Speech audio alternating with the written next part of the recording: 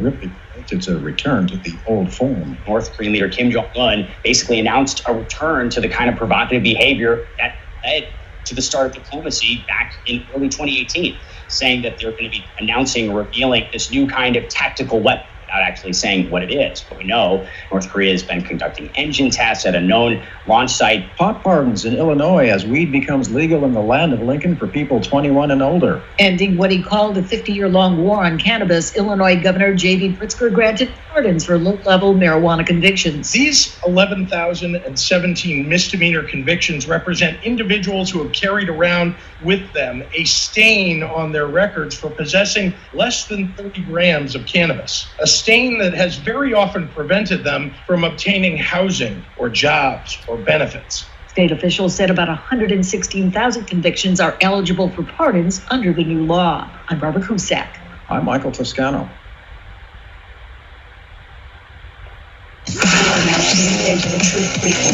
Your protection from deception. This is Truth Frequency Radio.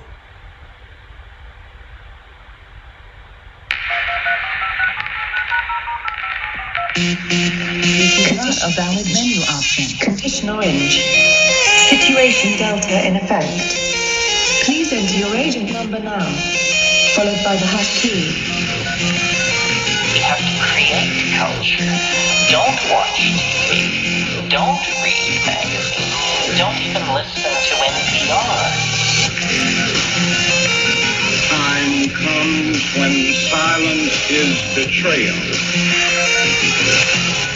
More for themselves and less for everybody else. But I'll tell you what they don't want. They don't want a population of citizens capable of critical thinking. They don't want well-informed, well-educated people capable of critical thinking. They're not interested in that. That doesn't help them. Think for yourself. Question authority.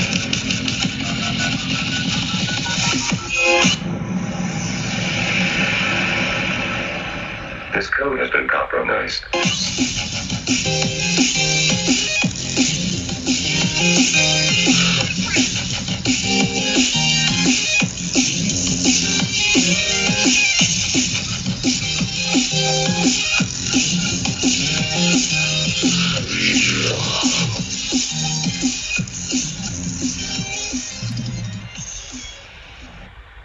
All right, welcome back, Truth Seeker. It is Wednesday, January 8th, 2020. It's been a few weeks since we had a show. Apologies.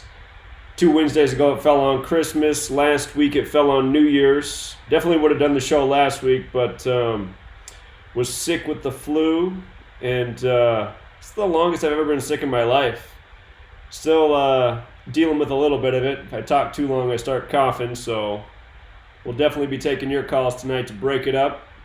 If you do want to phone in, the number is 213-233-3998. We'll be taking your calls all night long, 3-hour show. Lots happened since we were on the air last. Had a synagogue attack, a church shooting, nearly war with Iran. At least the media and government would have us believe.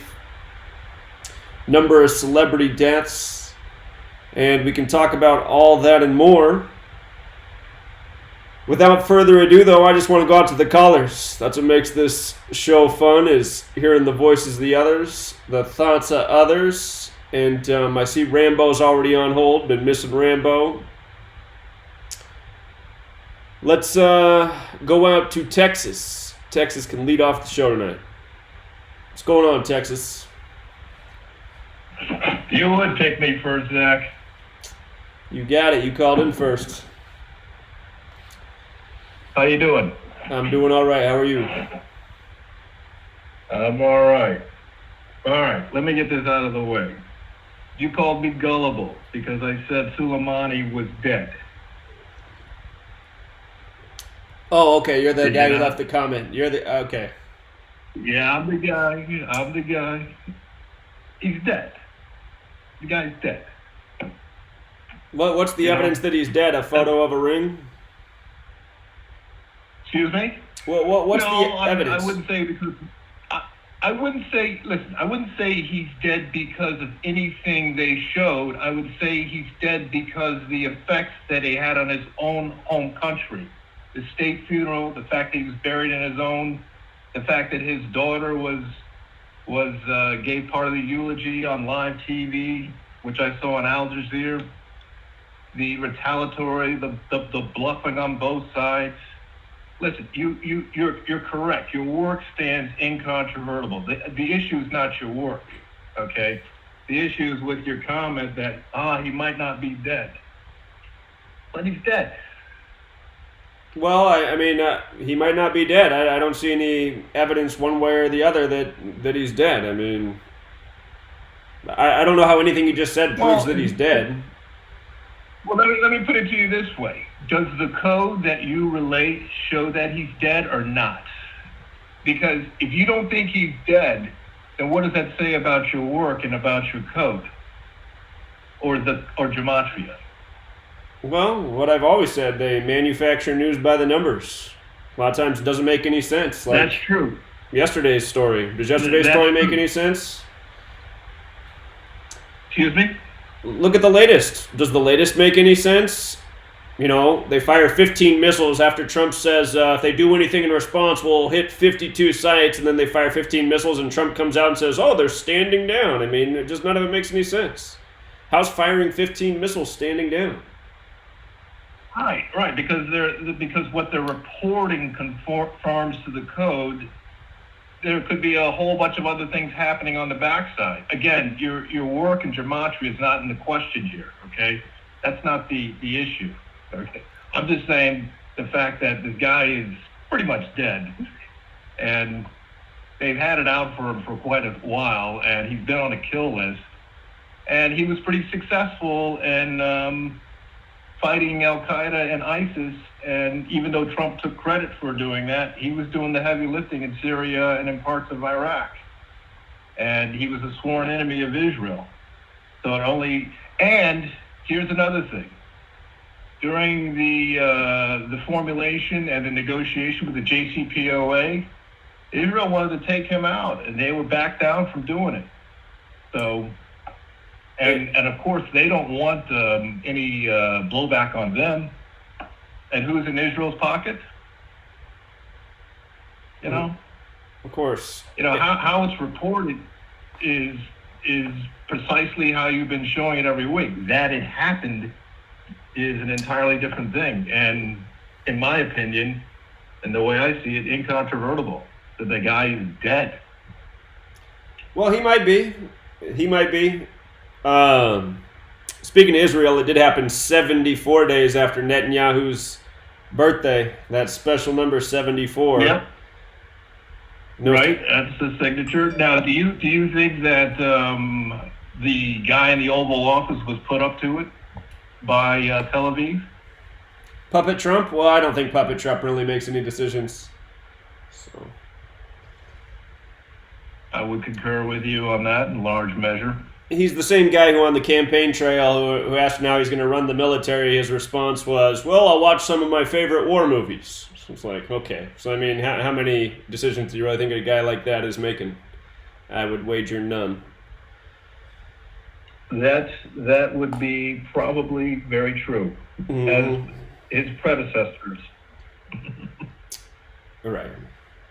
But this guy was a major figure. He was a major player, and to his enemies, he acted with a lot of impunity, and he caused a lot of damage on both sides. Sure, he could just as well be retired. Could be the way they send him off. In the day and age that we live in, how easy do you think it is to hide from anywhere, given the panopticon we have globally? It's pretty hard, unless you get a major facial surgery and you're off on some island someplace sipping on a coconut. Sure, and I think all that's possible. So, I mean, to me, just the whole thing is. To me, the whole thing is just how they can just orchestrate a circus, just in the snap of fingers, and all of a sudden everyone's talking about a name that they've never talked about before, and then all of a sudden everyone's fearing war, and then Just like that, it's Yeah, brushed but off. you knew this war was coming. Okay, it was scripted many years ago. It was scripted. They were going to take down all these countries. It's a matter of time. Okay, Right. They scripted each of those countries that it was going to happen. Wesley Clark is on record with it's like, oh, I was at the Pentagon and I saw what they were going to do. They had 7 nations in 5 years. Right. Although their little plan didn't work out the way it was supposed to, but that was in the system, so to speak. Right. How it played out and who was actually going to, do it. And yeah, there is. Let me agree with you. There is reason to show doubt in anything that's presented in news. Absolutely agree with you on that. And you should look at it. We should look at it with a jaundiced eye, so to speak, and we should question it. But the follow-on events, the state funeral, did you see that video where the Ayatollah lost his mind and he was like ranting and raving and his headpiece came off? If you haven't seen it, you should see it. It's kind of funny, but the guy literally flips out. That doesn't come with a guy sent off into some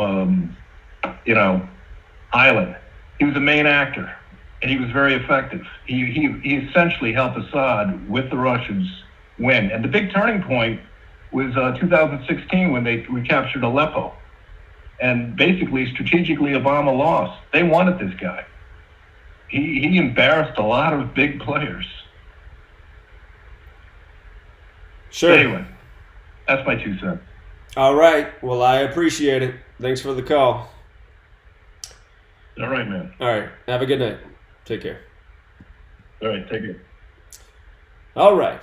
So, again, talking about the execution of the general shortly after he touched down in Baghdad.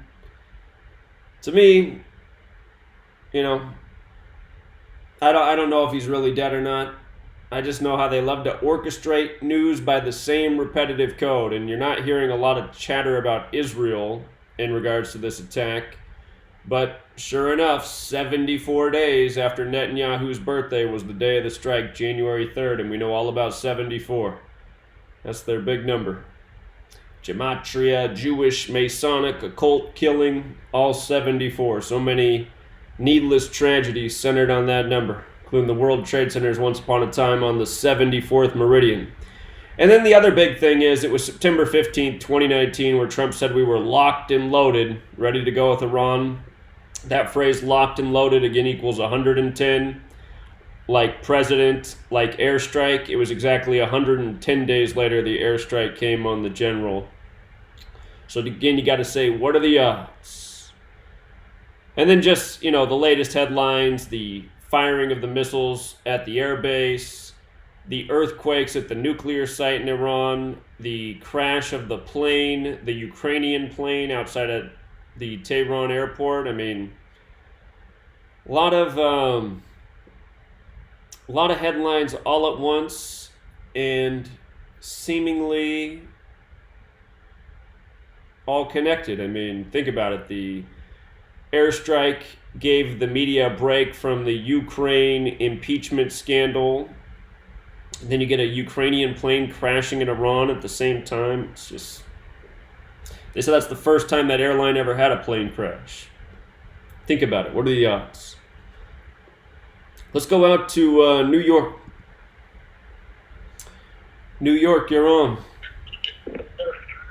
Brother Zach, what are the chances? Oh, where do I start? First of all, happy new decade. All right? Now, I love that quote out there. He's a real smart guy, but, I'm going to get into this in a second, but the guy's name is Solai Many. It's like so lies, so many lies, so lie many. All right, I'll get into that in a second. But look, the whole world's a stage, and these players are actors. I don't know if you guys remember, I ran into a lady that was from Argentina. She got me the freaking Hitler's, how grandmother guarded Hitler's freaking grave. And that grave, house that he lived out in Argentina. I'm like, dude. Whether he's alive or dead, it don't matter. We know they bullshit us.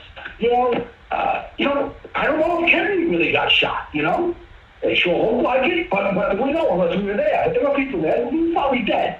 But what did they show us? A ring on the guy's finger? And you did great work on that? And that's proof? You gave him his bloody hand and a finger? And Iran equals 24. With Dayton Ravi of 24, 1 plus 3 plus 20. That's 24. Iran in the dumpster is 24. And then in reverse the dumpster is 24. So come on. It doesn't matter. We don't have to argue minutiae. And I know we're not arguing. I love that caller. But dude, I don't know if that guy's really dead. I'm not able to say with certain. But I can tell you one thing.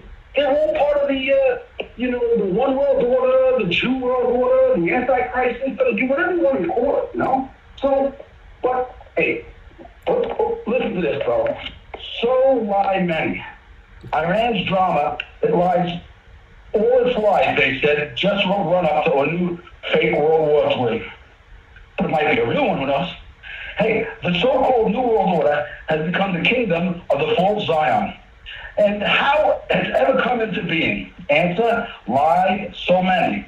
Exactly the way, and only that way, to accomplish the devilish dream, i.e. of this diabolical system, that cannot be done except first by destroying existing sovereign nations and state world order. To this end, all world events from long ago have been, to the present day, orchestrated, fabricated, created for the great cause, or the great work.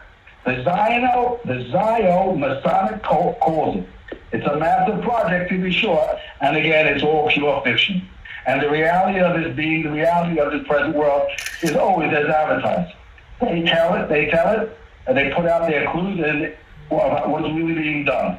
Now, it's always actually fake is the massive lie, and that was often hiding in plain truth. For instance, did Epstein not hang himself? Of course not. This is how they tell you, and he's not even dead, and that the whole thing is a hoax. To push a too toxic male transplant training, young it up boys, that's how they do it. Hey, many know that the game by now, and the game is how they love to play it. Religiously, especially as here, as one of their favorite tell-all mythologies, the name game. It is almost always used. Well, it was Epstein, now it's so lie many. Still alive, many. 5, I'll get you 10. Lie so many they cannot keep themselves on track. Basically this is, just a rise to, I guess, a new Babylon. To me it's great, Zach. I love this stuff, I don't want to argue with the musician because I love that cool Dex. He's a cool dude. But I don't know if he's dead. A woman that I know isn't lie to me, and she knew about the Rothschild bank and she saw that her grandmother Gordon was great. She could tell me that. She was hesitant at first, but she's dead now, so I guess I can talk about it. So, but because they told us that Hitler committed suicide, but we don't have no body, so how did they determine that if you have no autopsy, you have no body? So but hey, real quick, before I get into it, I want to take too much time, I'm waiting for the Rambo corner. 9:30, gentlemen, hold on for the Rambo corner here. Truth Frequency Radio, live in Gematria Effect, featuring and hosting our beloved brother out there in the West Coast, Zachary K. Hubbard, who gave us his knowledge. Zach, I'm not going to get too much into the sports, but I want to tell you a catch I got. And I know this is not one of your favorite teams, but it played last week for us, the Titans. Watch this. Do you think they ever double code a murder into a event? Have you ever seen that double coding into 2 major events? 2 professional sports with the double coding of a murder or a sacrifice or a suicide? Well, I got one. Okay, I'm listening. You want to hear it? Yeah. What's that? Yeah. What's that? I'm listening, yeah. Okay. You remember the umpire who died right before the start of the World Series? Mm-hmm. Eric Cooper. You know what his name was, my brother? I think it was Eric Cooper. Eric Merriweather. Oh, okay. Eric Cooper or Merriweather? Where was it? There was 2 umpires that died. Eric Cooper or Eric Merriweather? There were 2. Yeah, I think it was Merriweather. Okay. Yeah, you got Eric Merriweather and then they had Cooper, all right? Or John Merriweather or whatever it was. I'm pretty sure the first guy, maybe it was the second guy, I don't know. But I mentioned from his death date to the Super Bowl. Dang. 100 days. Bam. 100 days, my friend. And guess what? This is the year of the 100th Super Bowl. He was one of the umpires that was sacrificed. The one guy was 63, the other guy was 62. I don't got all my facts straight, and you can check me out. I'm sure you will, because that's what you do, and you should do, just like I do with you, brother. One guy was 63 years old, the other guy was 52. Whatever their names were, Eric Merriweather or Eric Cooper or whatever it is. There's two umpires. One was 63, the other one was 52. Total of 115. This was the 115 series, World Series, ladies and gentlemen. There are two umpires dead. One that was active, one guy that had been 18 years in the business, and then he was doing supervisory umpiring. So, but anyway, 63 and 52 is a total of 115. Ladies and gentlemen, this is the 115th World Series. Well, this man, okay, double-coded from his death date, and he's from Nashville, Tennessee, was 100 days. Bam. By the way, Juju Brown or whatever, A.J. Brown, his first game, he caught the ball for 100 yards. Seen a lot of stuff, folks. Got the numerology of 52, too. Wait a minute. 52, Tennessee is single reduction. By the way, Tannehill, and Vrabel can go 2-0 in the playoffs. Titans equals 20. A lot of stuff, 79 to 22nd prime. They can be 2-2. I don't know, Zach. I just, it makes me wonder. I hope so. I got some ships on some other things, but we'll see. We'll see how the ship plays out. Doesn't matter to me, really, because I'm into the knowledge, and I love you, brother. So, get the popcorn, folks. Enjoy the rigged, theatrics of this war. But I tell people this, look, watch this. My government, I don't trust anything they say. Johnson and Nixon lied us into Vietnam. Bush and Cheney, based on Gulf of Tonkin nonsense, Bush and Cheney lied us into Iraq based on weapons of mass destruction in 9/11. And now we got this Soleimani guy, whatever, a ring on his finger, Well, and now we got the Trump-Pence. It's almost like trumpets, like the Trump-Pence ticket. Did I say trumpets or Trump-Pence? Yeah. So, folks, don't believe your government. And I tell you, I'll see you in the peace. I'll see you in the streets when we have to protest for the peace. Because war is going to be a very bad ending for everybody. It's not really good. Just read a book. One of the finest books I've ever read, besides Zach's book, which I put on the top 5 of all my all-time list, is Points in the Game by William Guy Carr. And people that don't like to read, just YouTube it. This guy was involved with the Allies on World War I and World War II. Then he wrote a book coming out and telling you World War III was a bad thing for everybody. Albert Pike blueprinted it. So, folks, it's one big show. So enjoy the show, folks. Happy decade to all you out there in Gematria land, especially Zachary K. Hubbard. Be looking to your next awards, especially Rambo at the 9:30 hour here on the Gematria Effect. Our host, beloved brother, Zachary K. Hubbard. Gentlemen, peace out. I got to go to the mountains and ski. All right. Good to hear your voice, friend. You have a good night. Appreciate the call, man. Take care. Likewise. You too. And I forgot to say, I already did some videos on it, but the Qasem Soleimani, the general who was executed, his name in Gematria sums to 82, and that was the story right away, is that we were sending 3,000 more troops to the Middle East to guard against retaliation, and we were sending in from the 82nd Airborne, and the general's name equals 82. The word soldier also equals 82. It's just, it's news by the numbers. So, did he really die? Did he not? To me, that's not the point that matters. The point is, to me, just how orchestrated all of the events are, how the code is used. All right, let's go out to New York. New York, you're on. Hey, Zach, how you doing? Doing well. How are you? Good, all right. You had the one tower, now you got the other tower, New York. Good to hear from both of you. All right, look. Yeah, I appreciate the show. Happy New Year, happy decade, like Johnny Stash said. I understand there's going to be, everyone's going to have their own ideas and concepts, but we need to focus more on what we have together, and that truth is alive. We can worry about who the kids are, who's dead or whatever. But this community, and not just here, but it's the idea of truth and not just believing what's told. Now, sometimes could you go out and verify it? Could it be true? Possible. But overall, we're the kind of people that go out and get our answers firsthand instead of just being force-fed and jammed down our eyes and throats. Because the bottom line, most people, what separates us from others They're just too lazy. And when you tell them what's going on or an idea, they shoot it down because they don't want to admit that they were too lazy to even go point out that you were wrong, per se, right? So let's not fight amongst ourselves. And that's the worst thing, is to destroy this community. Interfighting is the worst thing. So different ideas and everything, okay, no one's perfect about interpreting anything. But that being said, I don't care who's dead. I care that the truth movement is alive, and I think that's what we need to focus on. The second thing, all before this Iran issue here, with this attack and this counterattack and all this nonsense, the past month in New York, they've been pushing really heavy with all these Jewish attacks, and someone yelling at a Jew, and someone spitting on a Jew, and someone smacking a Jewish baby. All this, I mean, like every day bombarding here in the local news here, and attacking synagogues and spray painting synagogues and all this nonsense, right? Why do they do that for the whole month before this attack? That way, once we, incinerate someone in Iran, it's like, even though one has nothing to do with the other, he'll rile the people up to say, look, the Jews are constantly under attack. Israelis are constantly under attack. It's just like in Israel over here, like in Palestine. You can't walk down the streets of Brooklyn without being spit on, which is ridiculous. New York City is a very safe city. The point is, so last weekend they had the bridge and everyone crossing over the bridge. What are they doing, though? They're crossing over the water, very similar to the Jewish Israelis leaving Egypt, crossing over the river.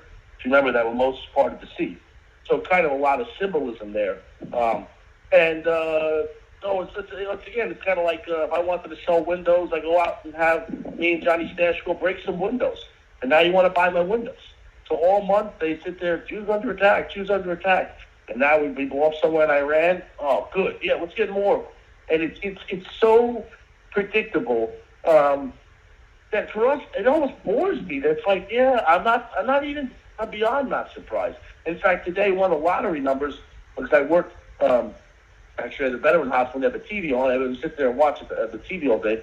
And one of the lotto numbers today came up, and your midday number is 223. And I thought, how great. We're sending more troops to war and everything. And the winning lotto today was 223 or 322, whatever you want to take it, So I just want to say I love the show. And let's not get caught up on what we don't know. Let's get caught up on what we do know, is that we're here and we don't accept lies. I thank you so much, brother. And you guys all be good. And we have more in common than we think. Take care. Appreciate it, man. We'll be right back, everybody.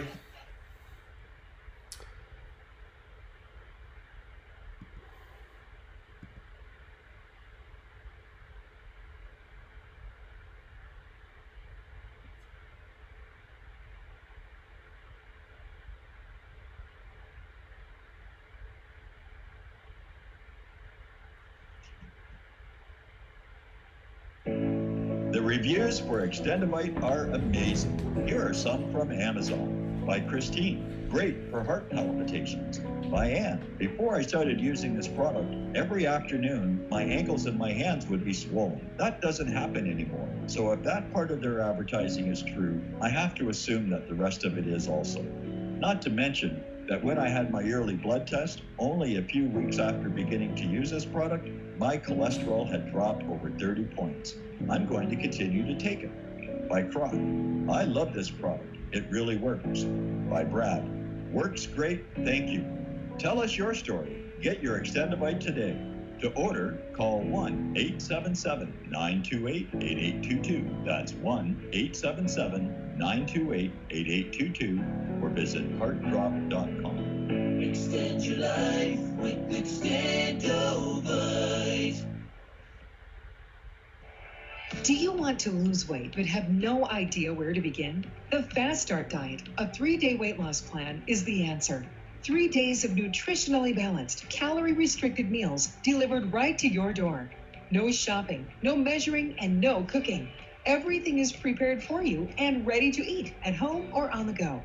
The Fast Start Diet has all the amazing benefits of intermittent fasting without starving. We've helped thousands of people who have struggled to reach their weight loss goal. Isn't it time we helped you?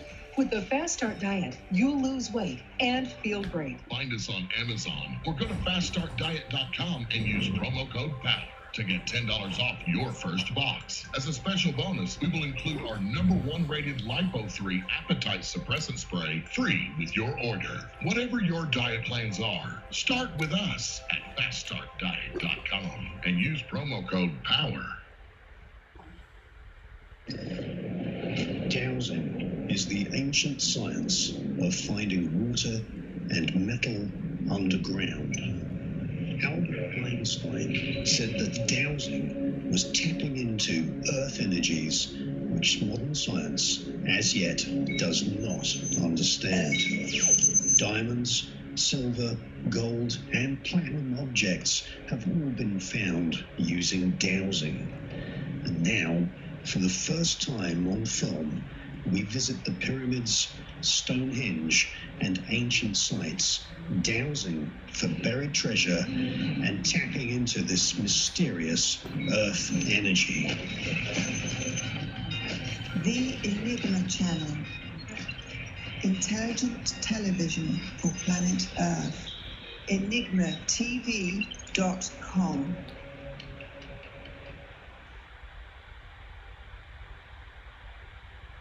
We are TFR. My faith in destiny is all I need to prevail. Truth Frequency Radio.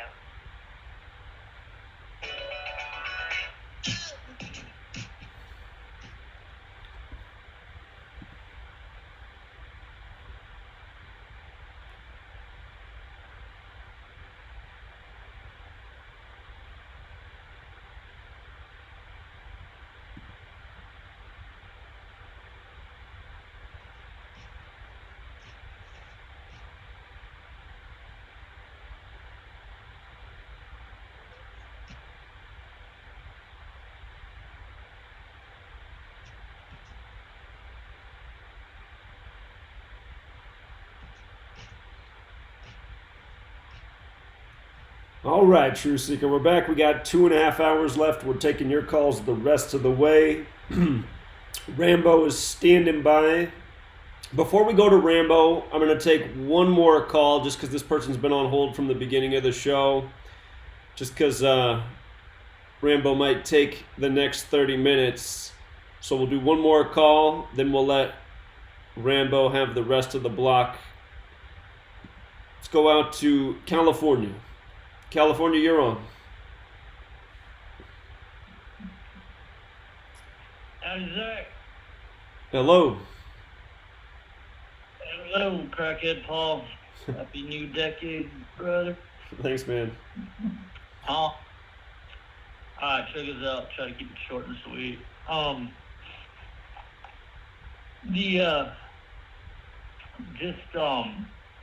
I dig the whole thing, gematria. We need to wake people up to it and stuff. But this is why several times in the past with calls is just and I've heard a couple of people talk to. Not that you're not doing anything, but you know what I mean.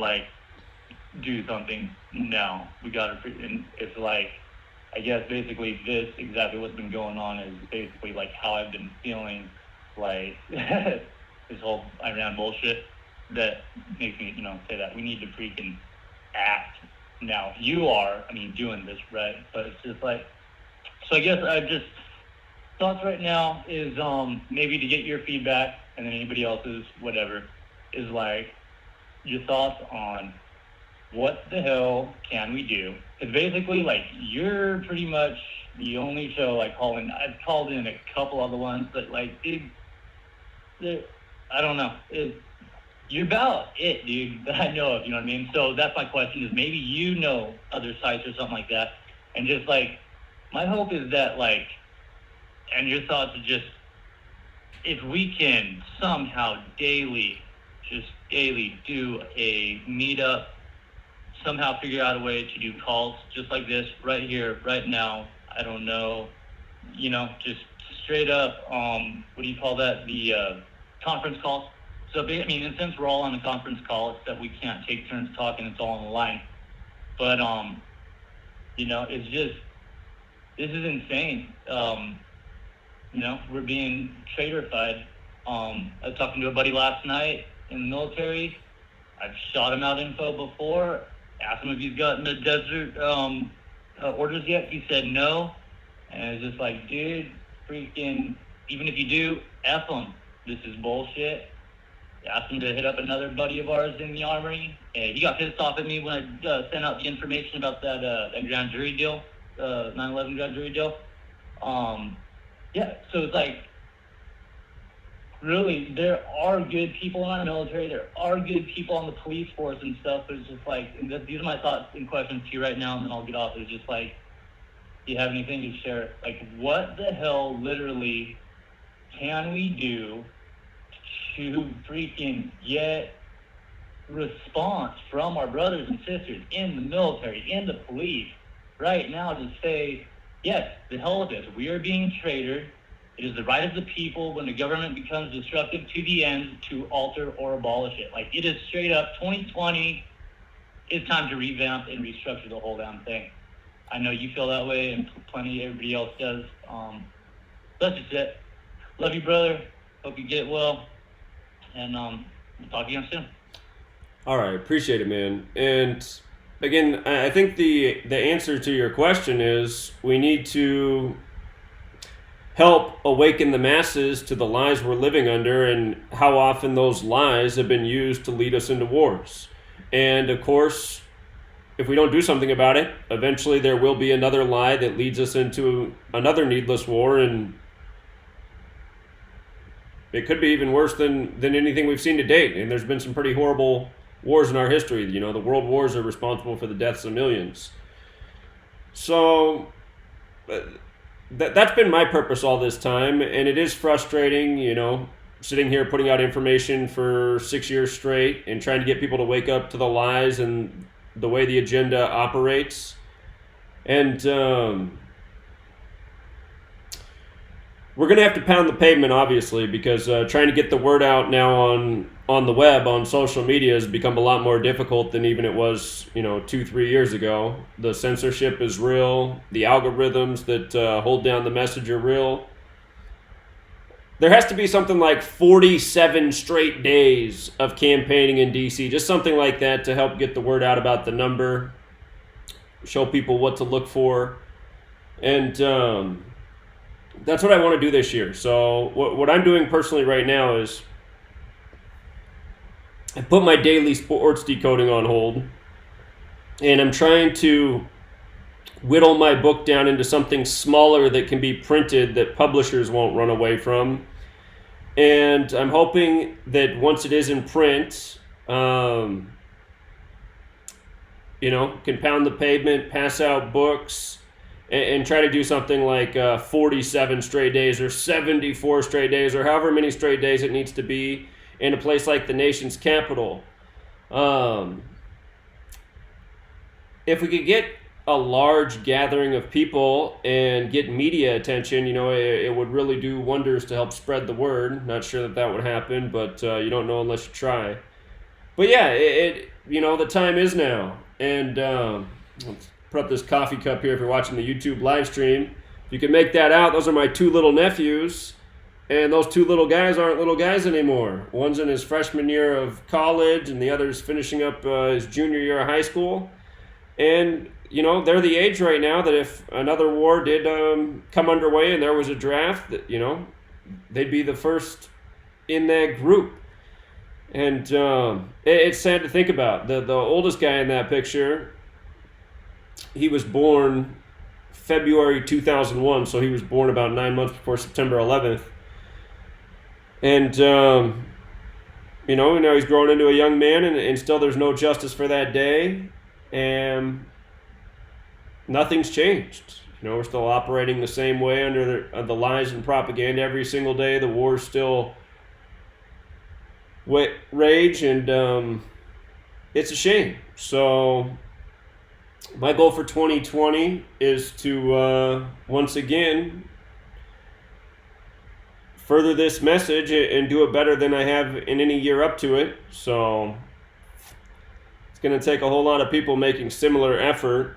And there are other people in the truth community that are speaking out against things, but there really aren't too many people that seem to get it. There's just so many people that they still validate the mainstream lies, and we just really got to help remove the wool from a lot of the sleeping masses, even those people that call themselves truth seekers and truth speakers. All right, let's go out to Rambo, who's been so patient. Been missing Rambo because I've been missing my shows. Rambo, how you doing? I'm doing great. Thank you very much. And doing great, especially because every Wednesday you share your platform with me. So I want to thank you again. I thank you every week. I'm deeply indebted to you for it. Oh, no, Rambo, not at all. You're the best. Love to have you on every Wednesday. What's on your mind this evening? I also want to thank Johnny Stash for his kind words and his energy. Of course, yeah, that's great.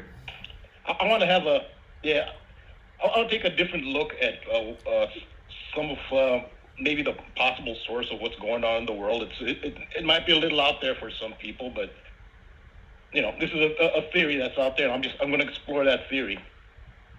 So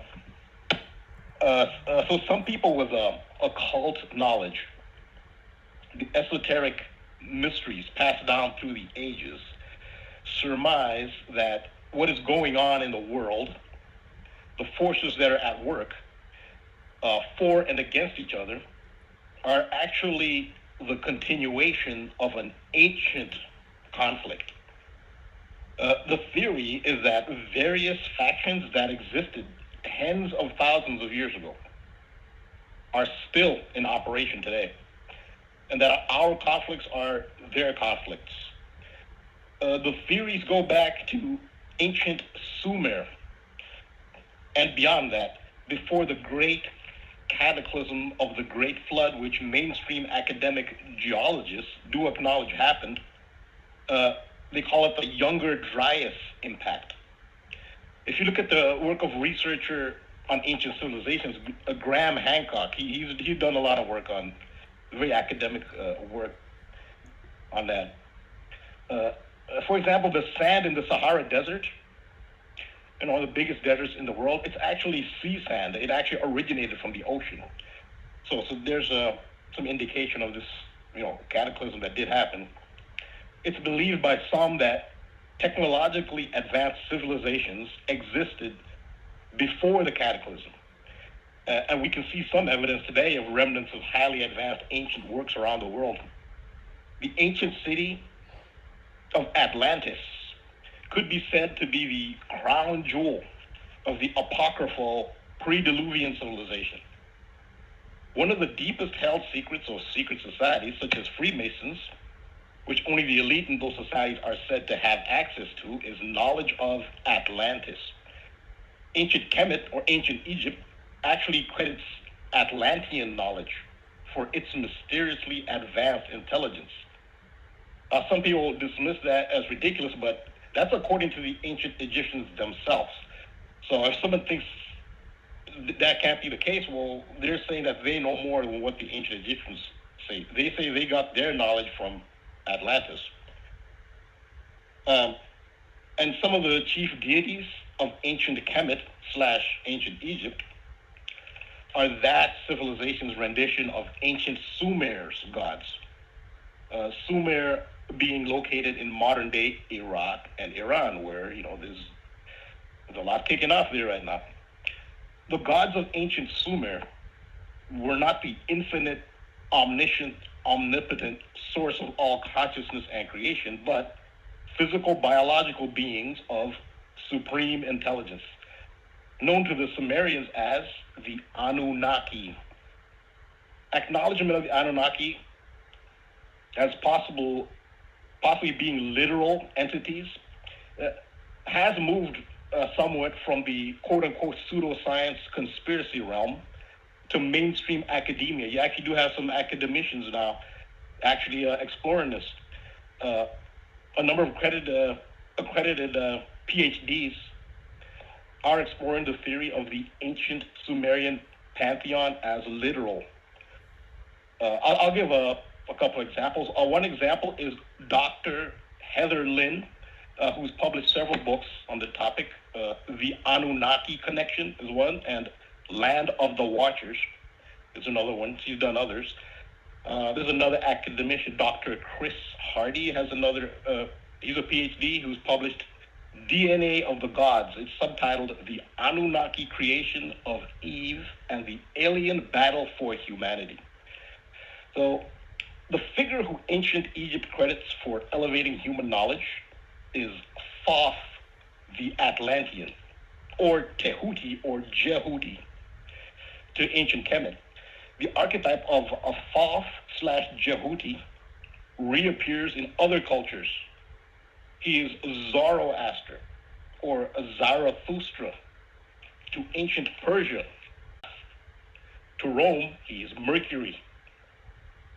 The great conflict of ancient Sumerian lore is the Anunnaki War of the Gods, between one faction led by Enki and the other led by his half-brother, Enlil. They had the same father, Anu, who I theorize was part of the Enki faction, which lost the War of the Gods.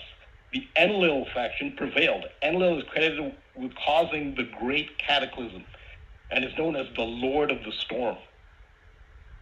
Two of the Enki faction symbols, that's the Luzon faction, two of their symbols are recognizable today. Oh wait, no, this is two of the Enlil faction, the winning faction, the prevailing faction, Lord of the Storm. Two of their symbols are common today among the powerful. That's the eagle and the torch. The symbols of the Luzon Enki faction have been literally demonized, which means they're made to symbolize evil. The trident, which is associated with Satan and demons, the snake, and the goat. The Sumerian chief gods were associated with planets. Enlil, the Lord of the Storm, is Jupiter, which makes sense. That's the storm planet. Enki, the leader of the Luzon faction, is associated with Neptune. You think of Neptune holding a trident. Their father, Anu, is associated with the planet Uranus. One of the first cities established in the region was the city of Ur, spelled U-R.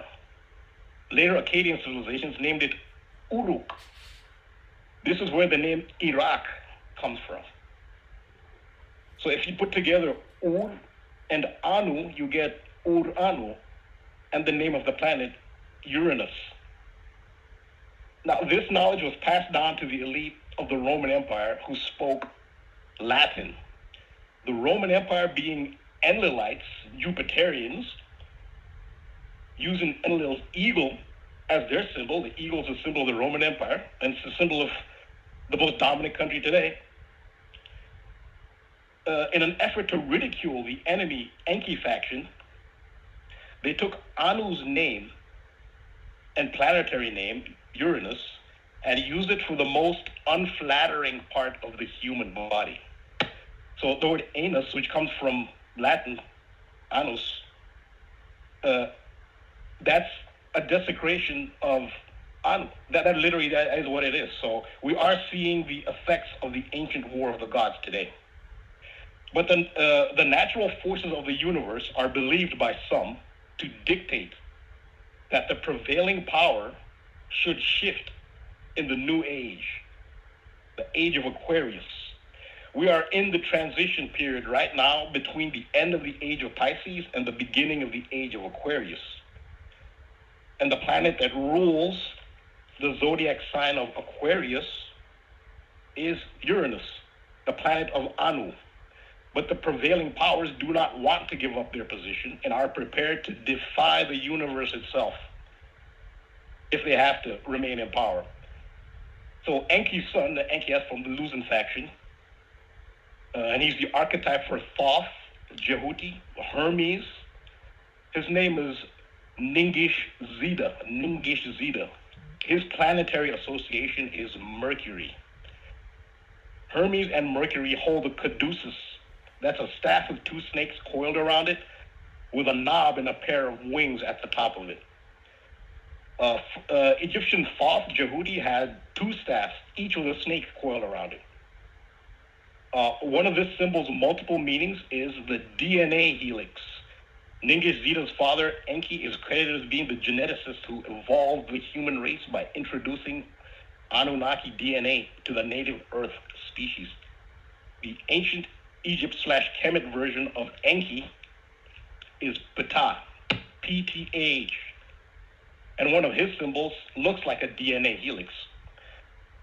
So what you're seeing now is a lot of anti-Mercury rituals. It has to do because Mercury is Ningis Zeta, who's part of the Enki faction, who, some believe the law of the universe says that the power should change in the age of Aquarius. There are multiple Mercury figures in the news, and usually when a person represents Mercury, they will usually either be a Gemini or a Virgo, as the planet Mercury rules Gemini and Virgo. September 11th, 2001, for example, was most likely centuries in the making. That thing was planned for centuries. They just didn't zero in on a location until the time came. The ruling powers knew that an epic sorcery to subvert the forces of the universe would be necessary ahead of the age of Aquarius.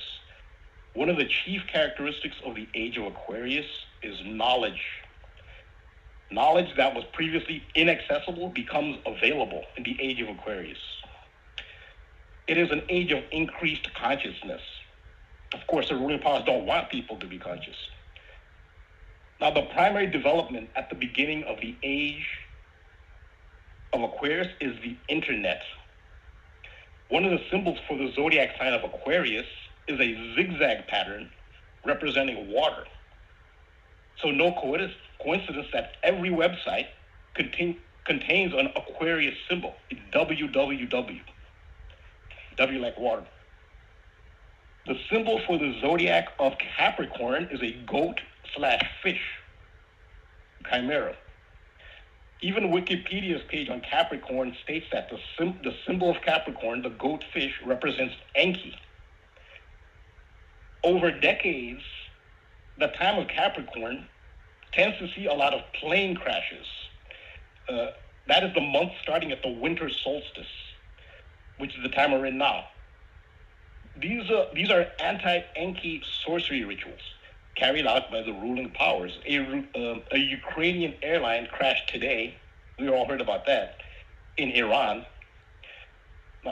We know the significance of Iran. That's ancient Sumer. Iran is ancient Sumer with a different name. One of Ukraine's national symbols is a trident. If you search for pictures of Ukrainian flag trident, you'll see a very elaborate trident actually appears on their flag in some renditions. And again, the trident is a symbol of the Anu Enki Ningis Zeta, aka Mercury faction. Also, the Malaysian Airlines, there's a Malaysian airline that disappeared, another one that crashed. If you look at the symbol for Malaysian Airlines, it's a trident. The most famous winter solstice crash was 1988's Pan Am Flight 103 over Lockerbie, Scotland. In Gematria, Mercury sums to 103. 88 is a Mercury number. That's the number of Earth days it takes for Mercury to complete one revolution around the sun. John F. Kennedy represented Mercury, being a Gemini. Again, Mercury is a ruling planet of Gemini. If you see an aerial view of Dealey Plaza, you'll see that the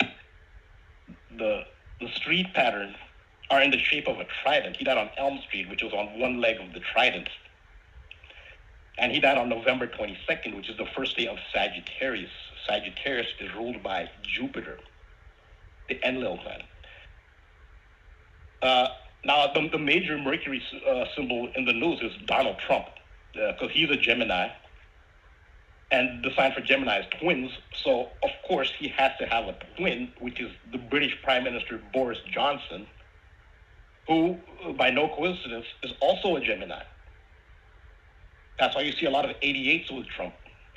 58 is also a Mercury number. It takes 58.6 Earth days for Mercury to complete one 360-degree rotation on its own axis. So hence all the 58s with Trump. These are Mercury numbers. It's a Mercury ritual. I can do more on Mercury rituals. I'll continue this later. But there's some projection that something might happen to Trump. I'll talk about this again in upcoming shows, but I showed how if going back to the year 1840, the U.S. president has died in office or survived an assassination attempt when they were elected every 20 years, starting in 1840. It's a really long, consistent pattern. And so whoever wins the 2020 election, it could be Trump. Well, it remains to be seen if that pattern continues, whether they'll die in office or survive an assassination attempt. If Trump wins, then that's a Mercury ritual. That's what they're doing now. Now Trump probably is most likely to win. Who knows? But if this is somebody, the favorite for the Democrats is Bernie Sanders. Although they cheated him last time, I don't see why they wouldn't just cheat him again. But if in the unlikely event that Bernie Sanders wins, he's a Virgo, so he represents Mercury as well. And he was born in 41. The gematria of Mercury is 41. So Bernie Sanders could be the Mercury symbol too. Also, Ukraine independence from the Soviet Union was August 24th. That's under Virgo. That's Mercury. So, in coming shows, I'll bring up more of this. I know it might be a little out there for some people, but these are rituals they're performing. I think there's something to this, but it's just a different perspective. Indeed, yeah, and a brilliant one at that. Very interesting as always, Rambo. I look forward to the next presentation, and you always give me more to look into, so thank you very much. Oh, thank you. And thank the audience. All right, Rambo. You be safe out there. You have a good night. All right, take care. All right, take care. Donald Trump, he's going to turn 74 years old this year. That magic number, 74. June 14th is his birthday. So we'll see. The election's coming up on us fast. Time flies. We got about 20 seconds until the break. When we come back, we're taking calls from New York City, Tennessee, and North Carolina. And after that, the line's open. Not a long line tonight, so if you want to call in, not a bad time to get your place. 213-233-3998. Be right back after a short commercial break, Truth Seeker.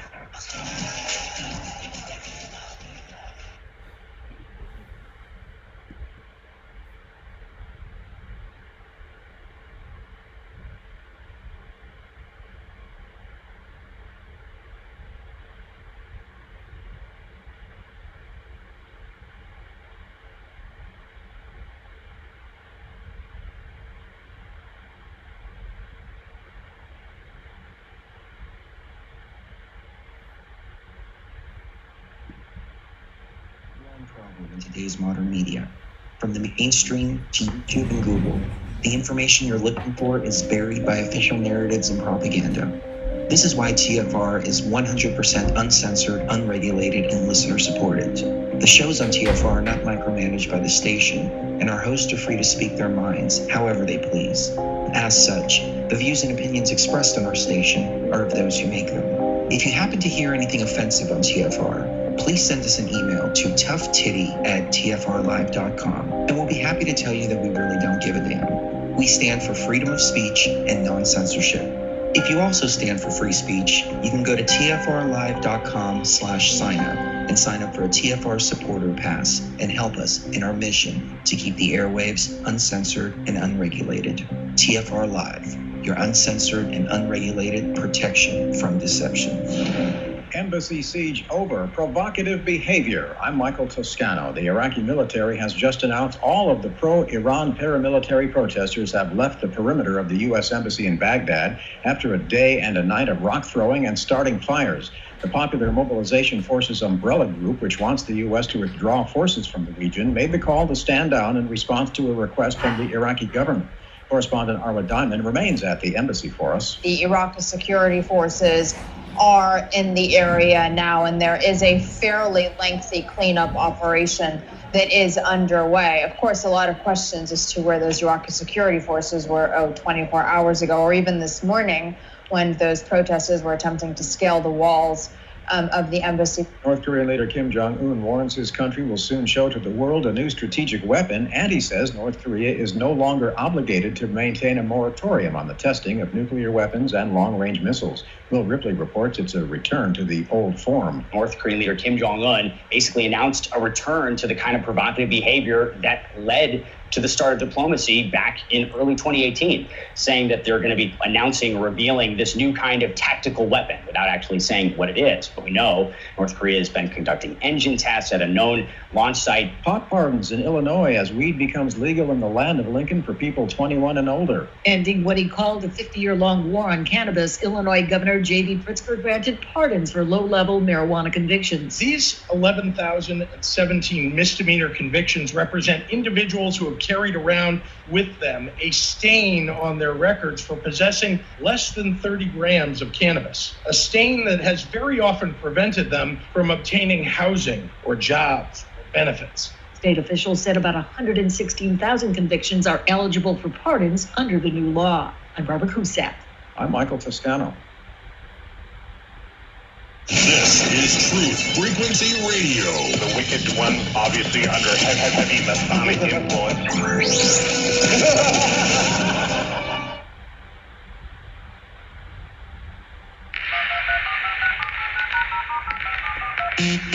This is not a valid menu option. Condition orange.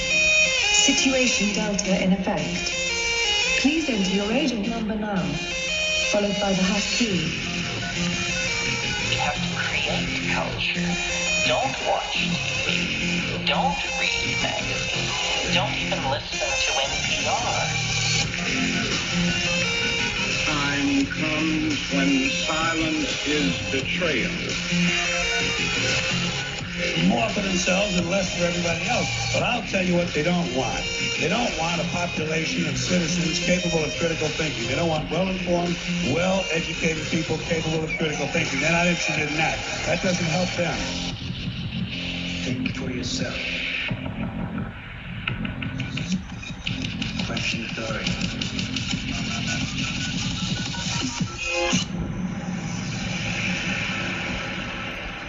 This code has been compromised.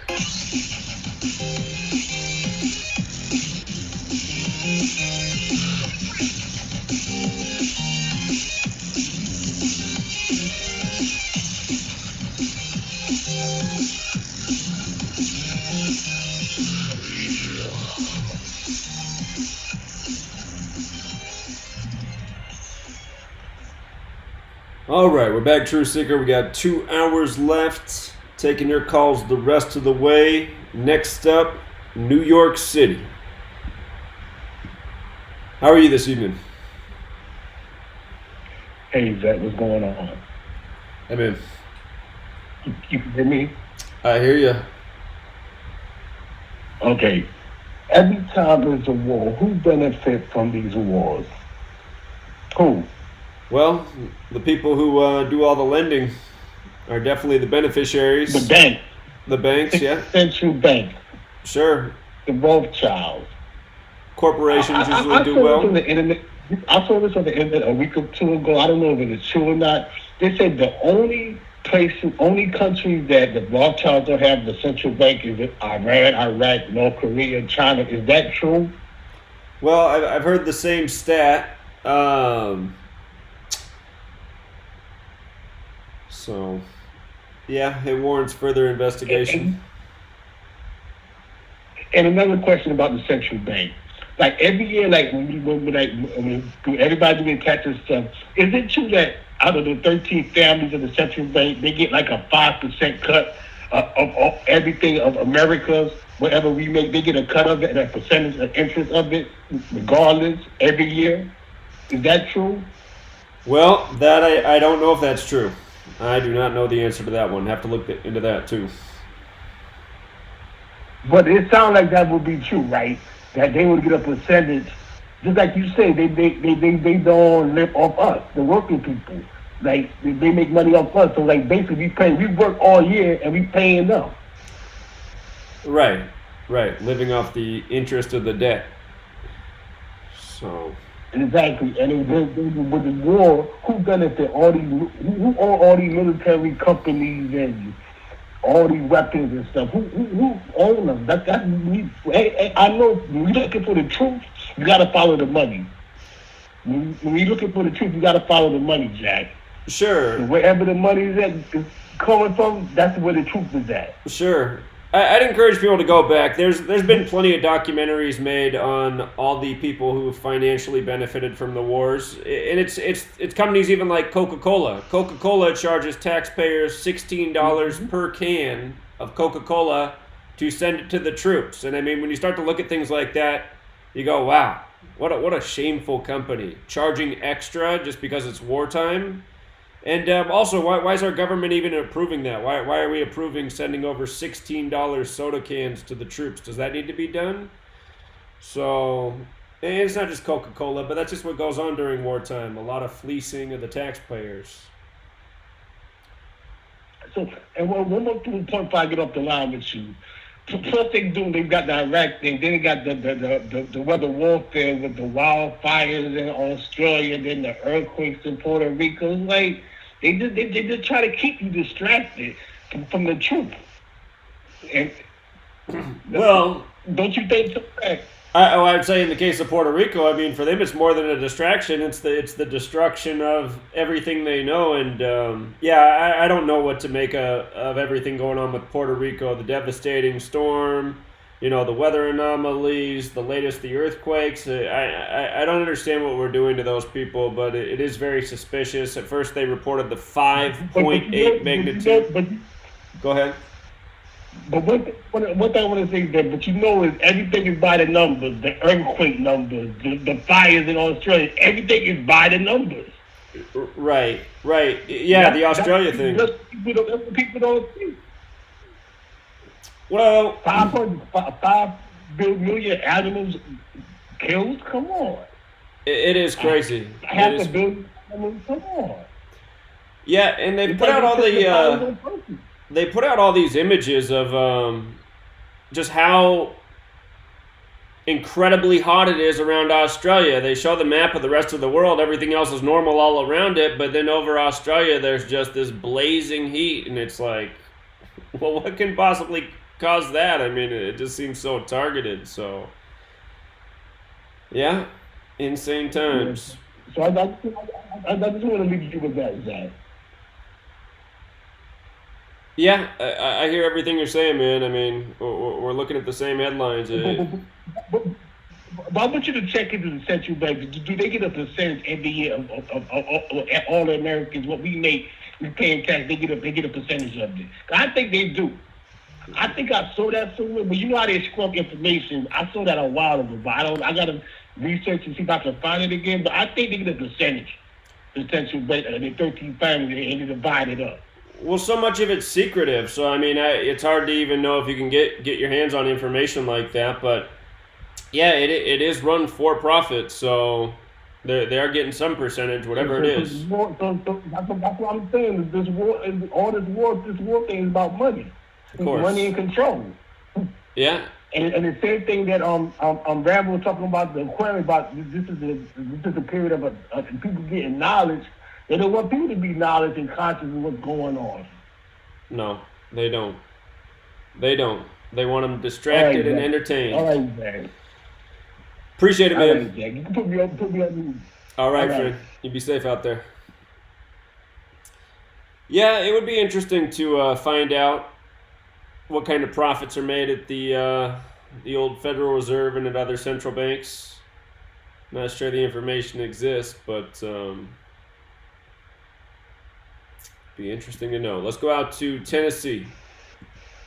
Tennessee, you're on. Hi, Zach. Hello. Can you hear me? Loud and clear. Awesome. I'm a long-time listener, and I've called you before on your line where you take calls from listeners, and I lost it. But I just wanted to ask you one question. Why do you think Black people are marked with the number 42? It could. I suspect it has to do with the 42 laws of Ma'at that go back to ancient Egypt. And sometimes I think that it also has something to do with the 42 generations to Jesus that begin the New Testament, because again, the physical descriptions in the Bible of Jesus would lead one to believe that he was of a darker complexion. And I think it's mostly those two things. Are you familiar with the 42 laws of Ma'at? I am. I'm familiar with that. And also, the other day I was just reading Isaiah 42, and something in it really stood out to me and made me think that maybe it had something to do with that as well. And what was that? Because it seems to be a whole description of basically how the Israelites fell out of favor with their God. And specifically in Isaiah 42:22, it talks about how the Israelites are a looted people that are hidden in prison houses, and that they basically had everything taken away from them and then cast down. Interesting. And the way that it's presented, I'm sorry, go ahead. I was just saying that's interesting. No, you go ahead. You weren't finished. It's just that when I was reading it, I mean, it struck me instantly. It reminded me of the plight of Black people. And so I just wondered if you had ever read that and made that connection too. I'll go back and look over that, because yeah, you could be onto something there. So there's definitely biblical and historical connections, the reasoning for the 42. So I'll investigate that. I appreciate it.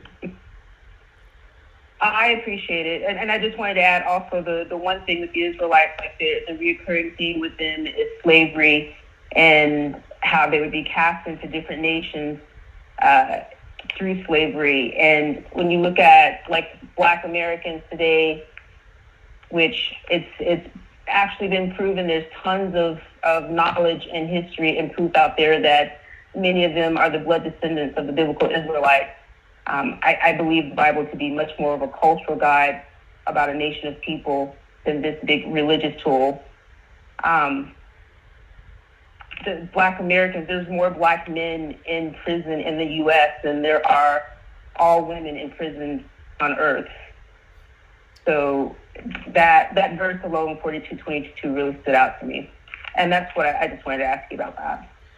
So thank you again for all your work. I would love to be able to get the number again. I've called you before and had a long conversation with you because I had wanted you to participate in a conference that was going to happen, that happened last year, and I ended up not participating in it myself.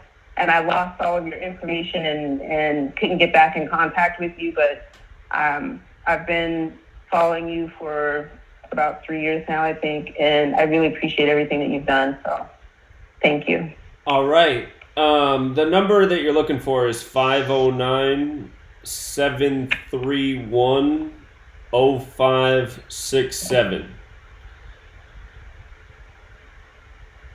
731-0567. Yeah, that's the number. 509-731-0567. Okay. Thank you very much. I appreciate everything, and you take care. All right, you too. Thanks for reaching back out. You have a good night. All right. You too. Bye. All righty. Let's go out to North Carolina. North Carolina, you're on. Hello, how you doing, Zach? Doing well, thank you.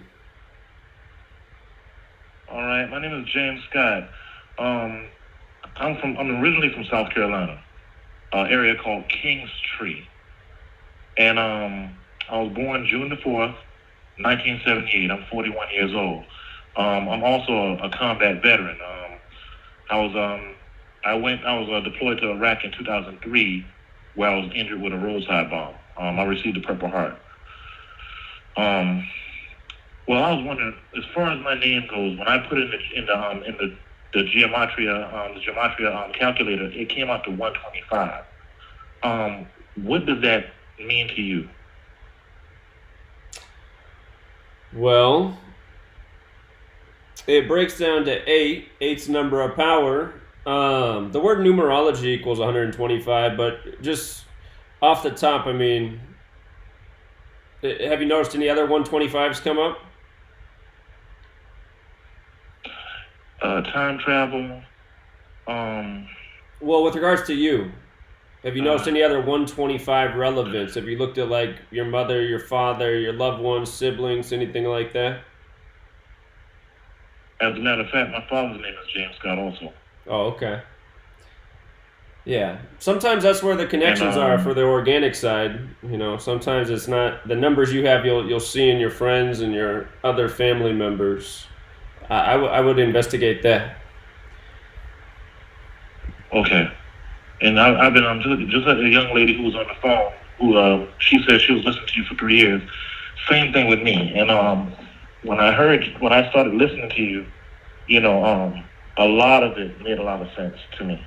And I really appreciate you for doing what you're doing, because then people need to hear the truth, and they need to know that what's really going on around them.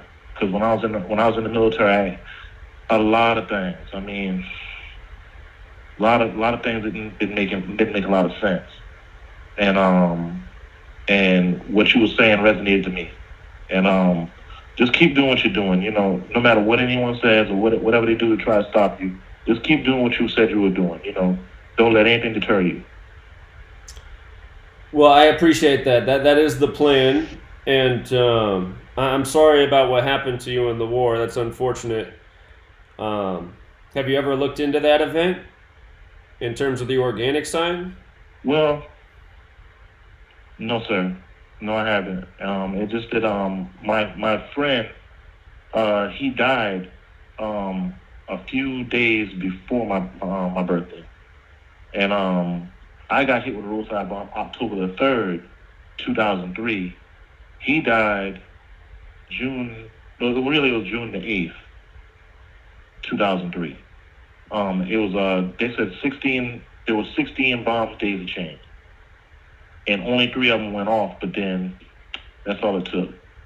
And I heard his voice call for me. But when I looked around, I knew it couldn't. To me, I was saying, well, it couldn't have been him, because I know he was on a mission. And on that mission, they said they had casualties, but they didn't say what the situation really was. But when I heard later on, he was one of the people that died. So you know, there was a lot of things that went down out there. But then we only lost one person in that whole unit, and that was him. Well, that is too bad as well. I guess it's good that it was just one, but yeah, I'm sorry, man. It's unfortunate any of that had to happen to anyone. So. Yes, sir. So I'm gonna keep listening to you, and I'll try to get more people to listen in, so that they can. A lot of times people have to hear things to believe, you know, and so I'm gonna do my part as far as that. I really appreciate you, man. Well, thank you very much. I appreciate you, and thanks for helping share the work. You have a good night. You too, sir. Thank you. All right. Take Bye-bye. care. Bye. I always think about how if I had made a different decision in the summer before 9/11, how I would have been one of the people over there too. And then I just always wonder what my story would have been. And I still remember the recruiter told me it was the perfect time to sign up because there'd probably never be another war in my lifetime. You know, that was the mindset then before 9/11. Maybe the days of war were all over. And to think, you know, a little more than a year later, we were at war and we've been at war ever since. And now it seems like the days of war will never end. But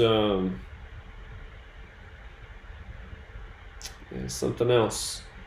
Let's go out to New Jersey. New Jersey, you're on.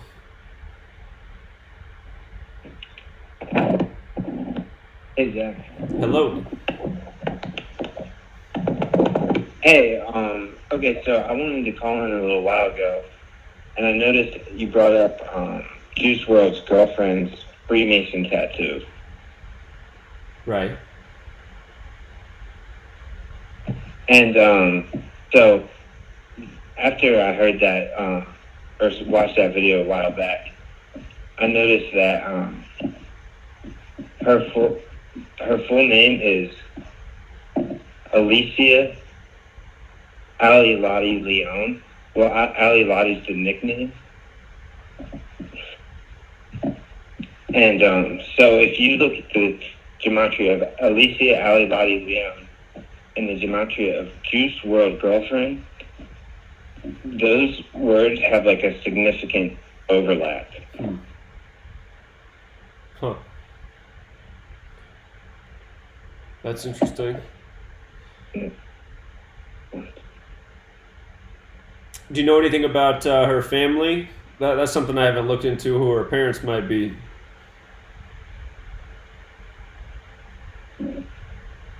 No, I don't know anything about her like family or anything, but I know she dated this kid from my town in New Jersey, and very wealthy Jewish last name. The last name's Haas.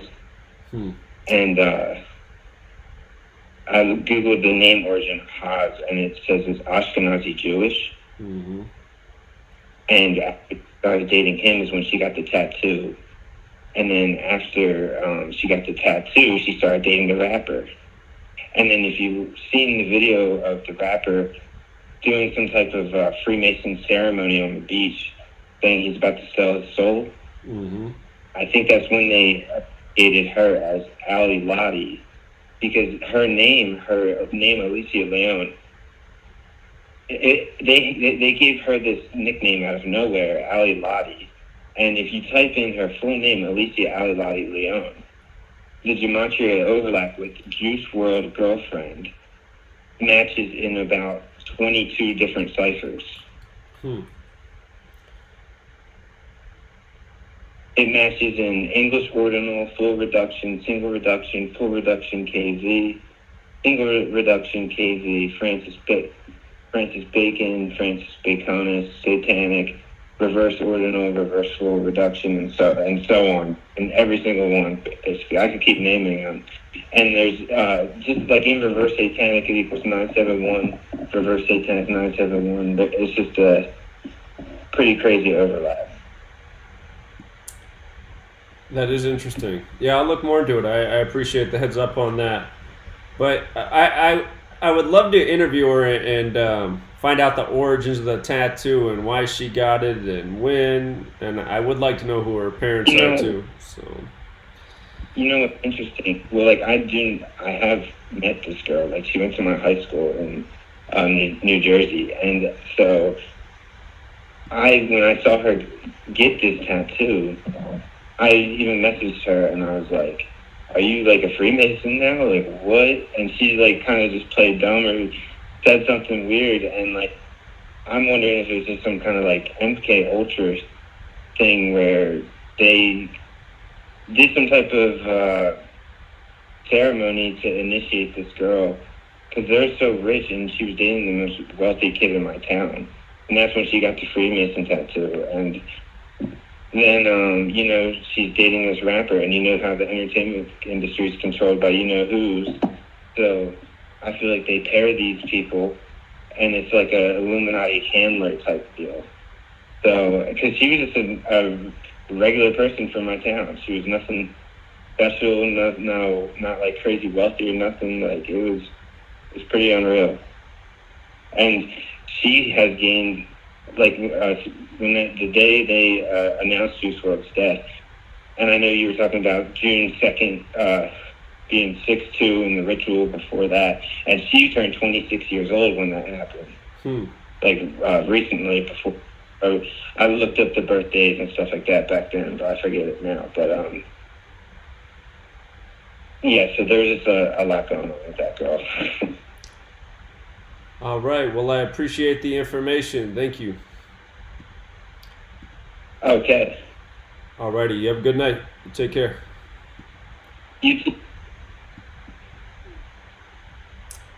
Okay, we got about 3 minutes till the break. Let's go out to Jasper, Indiana. Hello, Jack.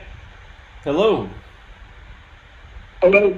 Hey, Zach. Yes, you are on. Yeah, hang in there, man. I got my phone's messed up. I'll get it right. Okay. Okay, hey, brother. How you doing? Doing all right. Very good. You know, this is real French liquor from Indiana. I haven't talked to you for a little bit. Health's not been very good here lately, but I'm working on it, man. And you know that people call in talking about like different geographic locations about things that's going on that the empire, you know, is part of it. And we're talking about one. You talked about the South American. One of the land masses down there. They call it not Costa Rica, but what was the one you guys was just talking about? Puerto Rico. Yeah. Now, you know, keep in mind that that's where the Federal Reserve is located, and you know, all these debt is coming due, and it's actually past due. And so to keep from having to report or to go to the next step, that place has been attacked nonstop.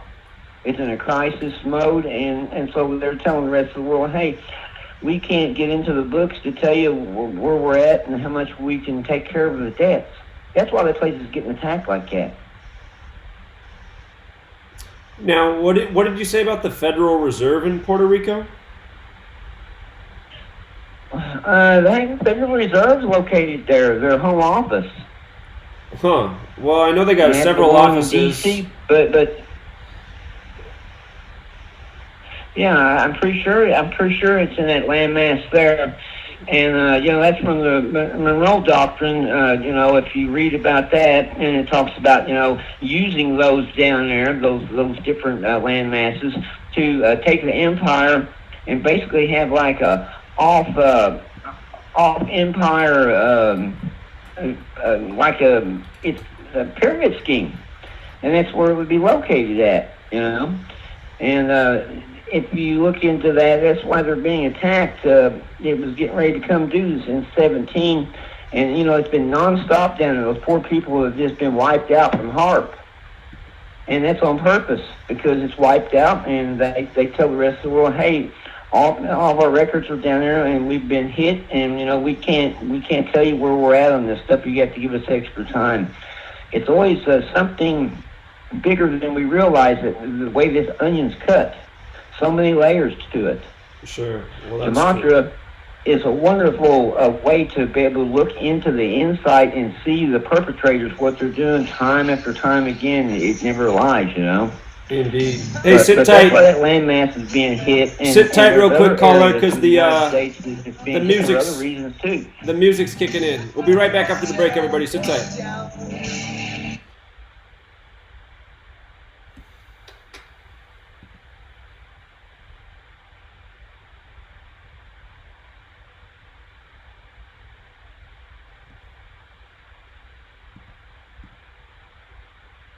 Radio and host of Beyond the Veil. The mainstream media and establishment are running scared right now, and they've prominently featured TrueFrequencyRadio.com as number 89 on the federal government's hit list, also known as the fake news list, which is essentially a list of sites slated for censorship on Facebook, YouTube, Google, and other social media. Now is the time for you to get involved. Share your favorite TFR shows far and wide on forums and social media. Tell your friends and family about your favorite shows. If you're a business owner, get in touch with us to feature your product or service right here on TFR. And if you haven't done so already, become a TFR supporter now and get unlimited commercial-free downloads in high quality. Visit truthfrequencyradio.com/sign-up. Thank you for making TFR the leader in independent and uncensored talk radio. Truth Frequency Radio, your protection from deception.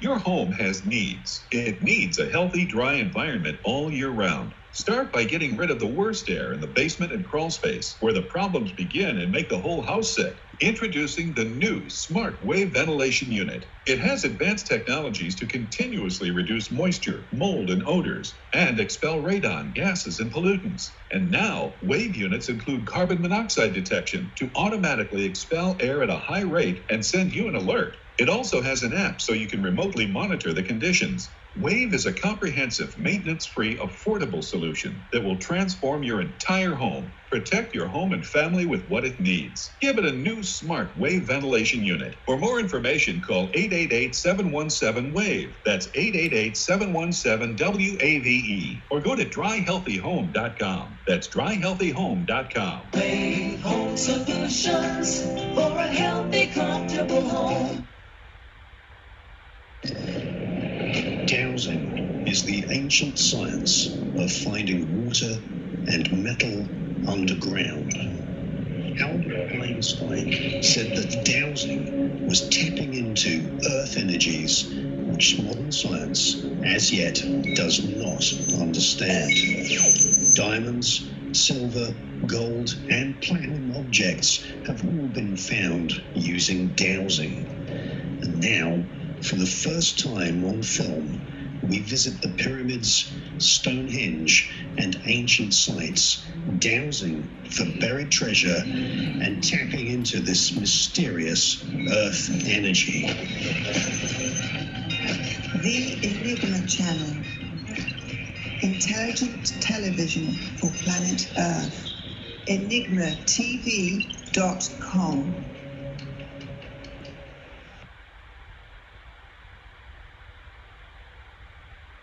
No hate, no hype, no fear. We are TFR Frequency Radio.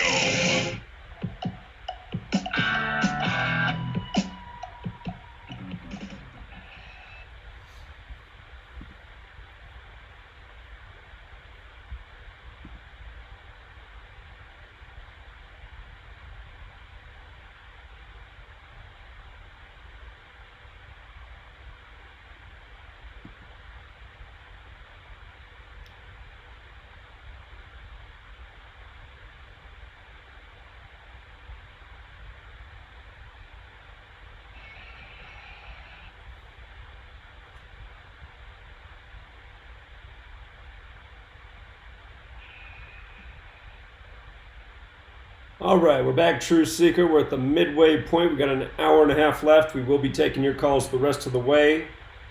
Just so you know where we are in line, we're going to go back to Indiana so he can finish his thoughts. Then next up is Atlanta, Georgia, then Philadelphia, then New York City, and then Globe, Arizona. So let's go back out to Indiana. He got interrupted by the commercial break. And Indiana, you got the floor again. I had to look it up over the break, the thing about the Federal Reserve in Puerto Rico. I think you might be confusing it with something else, but it doesn't look like the Federal Reserve, the Federal Reserve actually has a headquarters there in Puerto Rico, but still an interesting thought. Okay. Well, I mean, it would take me an hour to go into all the details to build it, but it's something for people to look at that's on the same mindset as we have. Let's talk about a greater Israel. Is that okay? Sure. This was like a concept that the Zionists was brewing up like 150 to 200 years ago. And I think it goes back a lot farther than that, too. But, the United States, the corporation, we've pretty much fulfilled, what the plan was for the greater work of what we've done right now. And like I spoke before on your program and said since 1970, we've been on a constant decline. So we get back to greater Israel. The British Empire set up and worked with the rest of the world and the United States corporation after the 1871 Organic Act that we passed over here, and there was something that happened in Africa and other parts of the world at the same time. But this greater Israel's been worked on, and now we're attacking. They're attacking Iran. Somebody is. I don't know. We're not over this yet, but something's happening, and it's just for this greater Israel thing, and we're being used by this greater Israel movement. And, until people figure out that we're being duped, the Canaanites would be the ones that would be in that landmass where they say this place called Israel's at. They would be the real people that, in my mind, it would be that would be their home. And, people's being duped and all these things that they're talking about, warning people, hey, don't come against Israel for this reason or that reason, sign this petition. This thing's getting ready to happen, and I believe it'll be this year. And, as you see all these things unfold in the Middle East, there's no telling what kind of hits the United States corporation will take, so there'll be a greater Israel. Keep in mind that they run our homeland security. Okay, that's who is watching people in the United States corporation as citizens. They have armies of people, just whole complexes, and all they do is watch Americans. Like maybe tonight they're listening in on us, building profiles. But for what? They're building that wall down south of us there. That's to keep us in, not to keep people from coming into this up here. That's to keep us in, so we can't leave. So there's big plans for a greater Israel. And us as American citizens, we have to get educated, and we have to call it just like it is. And where the chips, where they fall, we have to keep putting the truth out there. And we do it long enough, and we put the light out there, we will get some positive action. And I'll get off here and quit ranting, but this greater Israel thing, it's not a new thing, and the Palestinians, as far as what I've seen in modern times, that's their landmass. And this thing called Israel, it was made up by a group of men somewhere, sat down a couple hundred years ago and put all this together, where they've been working on these other things with the church and other factions. And, it's a crime against humanity what's going on over the world. The United States Corporation empowers this thing called Israel. And we're going to see some mighty crazy things happen this year. And they'll go down by the numbers. I'm going to be 58 this year. And remember what my birthday is, 2662. And 33 days after that, that's in that area, I'll be watching for things that I could be attacked. So thank you for all your knowledge, Zach. And it helps me predict my future, and also alter that future if I'm going to be something happen to me. So thank you very much for your work, and everybody keep on backing this young man. He needs all the support he can get, and you have to reach out to people one person at a time, because they cannot grab this. Okay? They've been in a trance, and they're in a trance right now, and it's up to us to break that trance. You guys have a great night. Appreciate it, friend. You be safe out there. Have a good night. You too. Bye, Zach. Take care. Yeah, he's right. We in the United States are being used. And part of what we are being used for is Israel's agenda. We all know that. Pay a lot of money in taxes to Israel every single year. And again, we really should ask why. Why? There's a lot of people in the world in need. Israel's definitely not the neediest. So let's go out to Atlanta. Atlanta, you're on. Hey, Zach, how's it going? It's going well, thank you. Hey, I want to piggyback off of your previous caller and share some information about the greater Israel, what they're really doing. Look at what's going on in Australia, and then look at the word for the people who are alleged to originally come from that land. We know them as Aborigines or Aboriginals. And you see a couple of words in the etymology of that word, such as Abba, which is father in Hebrew. You see original, and then you see abor. And knowing how they contrived this English language with sorcery intent, and words are spelled. So there's some hidden agendas in how they put the words together. And as I alluded to, you see the word abor and you see the word original.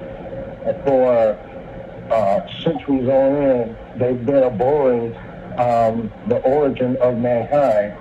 They hate that origin, so they set out an agenda to undermine and destroy this original plan of God with every force energy that we think He is. That's their agenda. So it is a greater Israel agenda. You hear the words in the etymology of the word Israel. You hear ISIS, you hear Ra, and you hear Elohim. And they decided that they are the Elohim. They are the gods. They are the rulers. And that's why they wrote that Talmud, so that they can suggest to the world that nothing can rule over them, that they have dominance over the planet. In that word, remember we talked about Abba. It's where you get Rabbi. It's where you get Abraham. And even in the word Abraham, you have so many different words in the etymology of that, such as the frequency that we are supposed in this whole creation is supposed to be in tune in. And we're not in tune with that because they've changed the megahertz of the frequencies that we hear in music. So they use that to manipulate us. They use it in television. That's what that frequency sound is that when they do the test, they tell you this is emergency broadcasting test so they can, make sure that their equipment works. But that, we know that's BS because anytime they want to interrupt, they just interrupt. So they don't need no emergency test to interrupt. That's a frequency that they send out into to affect the masses of people and keep us in tune to the false narratives, the false energy that we're following. And so we're programmed to stay in that energy zone. And it's sad that most of us, we have leaders and teachers who come amongst us to help guide us to this. We ridicule them, we mock them. Most of the ones who are following your works, they're the ones who've already broken away from that frequency. And one of our favorite artists on this planet who understood that was Stevie Wonder, and that's what he tried to tell us in his 1974 album, which is, a significant year to religions and, the changes that happened in Islam in that year. That was the year that Rashad Khalifa broke that, after he broke the code in the late 60s, it was in 1974 that he started publishing it to the world. Letting everybody, and plus the biblical code was published that year as well. Then people know that there's some kind of mathematical rhythm to all of what's going on. And I want to share a little bit of what I discovered in that rhythm. And I tried to reach out to you on Facebook, and I don't know if I tagged you in one of my posts.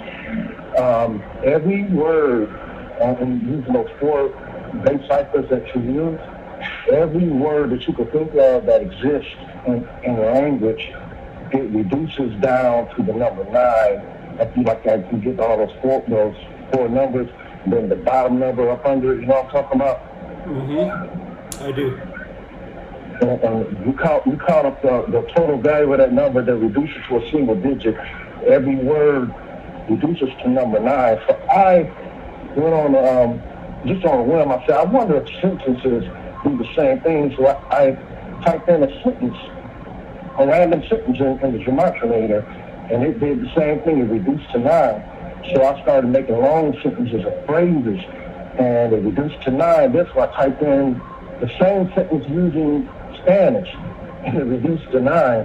And so there's some kind of rhythm going on, and the genius of the guys who created it and all this. There's something going on rhythm-wise that's connecting back to 9, and we know 9 is a symbol of the vortex that all creation moves in, the vibrational spin that the whole creation moves in. Our hair follicles are in that shape. There's so much more. So, but I'm going to yield. I just wanted to share that. Yeah, it's a really interesting observation. Man. We love you, and we're following. Thanks. Like I said, we love you, and we're going to continue to follow you. Well, I appreciate it very much. Thank you for the very interesting observation. I'm going to look more into that, so thank you so much. All right, man. All right, you take care. Have a good night. All right, we got about 10 minutes till the break. Let's go out to Philadelphia. Yo, Zach. Yo. What's going on, man? Can catch you on here for a couple of weeks, huh? Yeah, been out with the flu, but getting better. Yeah. Yeah, you sound like you sound a little weak over there, man. Yeah, that's about right. That's about right, but I'm a lot better than I was a week ago. Okay, yeah, there's a lot of that been going around, so it's spread it around, if you know what I mean. Mm-hmm. I just wanted to give you a quick little thing that was shared with me yesterday. So my boy is a Vikings fan, and he called up actually after I guess actually it was in the morning. I don't know who this guy is, but he's supposed to be like well known. Actually, I think he's supported by the NFL, and he has like millions of followers that calls in on his station and follows the station. But he was talking about the Saints game, the Saints and Vikings game, and he said that when Breeze fumbled, he said that wasn't in the script. He actually played it for me and let me listen to it. Oh, Breeze is looking old, such and such and whatever. And then he said, that fumble wasn't in the script. Interesting. So I'm like, wow, and he said, he's supposed to say that. He said he wasn't supposed to say that. He said, I wonder if he's going to catch like any backlash from the NFL. Sure. Well, they use that terminology of script and scripted a lot. So, I mean, most sports fans are probably pretty used to hearing it. And I think a lot of them are immune and don't even think about it. So, yeah. Right. Something that stood out about that game before it was played, Minnesota was the biggest underdog out of all four of the games for Wild Card Weekend, being on the road against the Saints, who favored. What stood out, though, is that if Drew Brees were to lose that game, which he did, he was going to get his 52nd home loss all time. And in sports, and not just the NFL, just all of the world of sports, almost any time there's a 52 on the board in a Minnesota game, that 52 comes through. Minnesota equals 52. In this case, so does Wild Card. It was Wild Card Weekend. And I call it one of the best numbers to take advantage of in rigged sports is anytime you see a Minnesota game with a 52 on the board. And for people who are listening, like if somebody's going for their 52nd loss all time, as in Drew Brees, that would be another way to look at the numbers. Like if it was early in a sports season and a team could get to 5 wins and 2 losses against Minnesota, you'd bet on them becoming 5-2 against Minnesota by game's end, whether that means win or lose. It's just that number shows up all the time, and that's just the latest. Well, I say it's the latest example. I've been following sports. There might have been another one in the NBA with the Timberwolves since.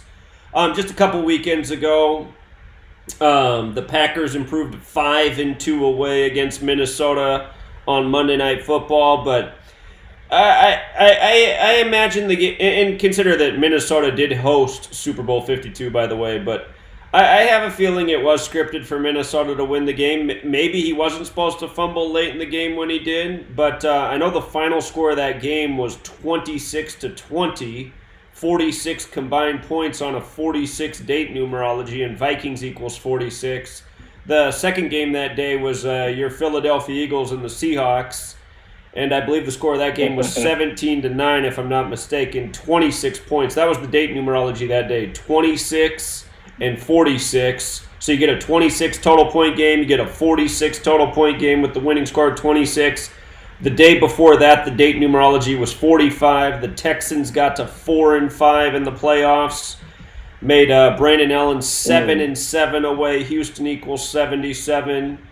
And then the other game that day was the Titans upsetting New England, and the Titans ended the Patriots' 9-game winning streak at home in the playoffs on a date with 45-9 numerology. 45 is the 9th triangular number. So all the games wild card weekend followed the date numerology, and the other numerology riddles that were there. So I think it's interesting that man said that it wasn't in the script, but the numbers were there for the Vikings to beat the Saints. So now, what I want to ask is, oh, and by the way, you know, I will get on my Eagles, and I like the way you say my Eagles. Is there a 9? Oh, wait a minute. A 9 and I think a 16. Did you get any of that over the weekend? Because it was something with the Patriots had the 9. They're again on the 9-date numerology. Their home winning streak in the playoffs ended at 9 games. In that 9 games, okay. And there's, I don't know, I forgot where I got the 16 from, but there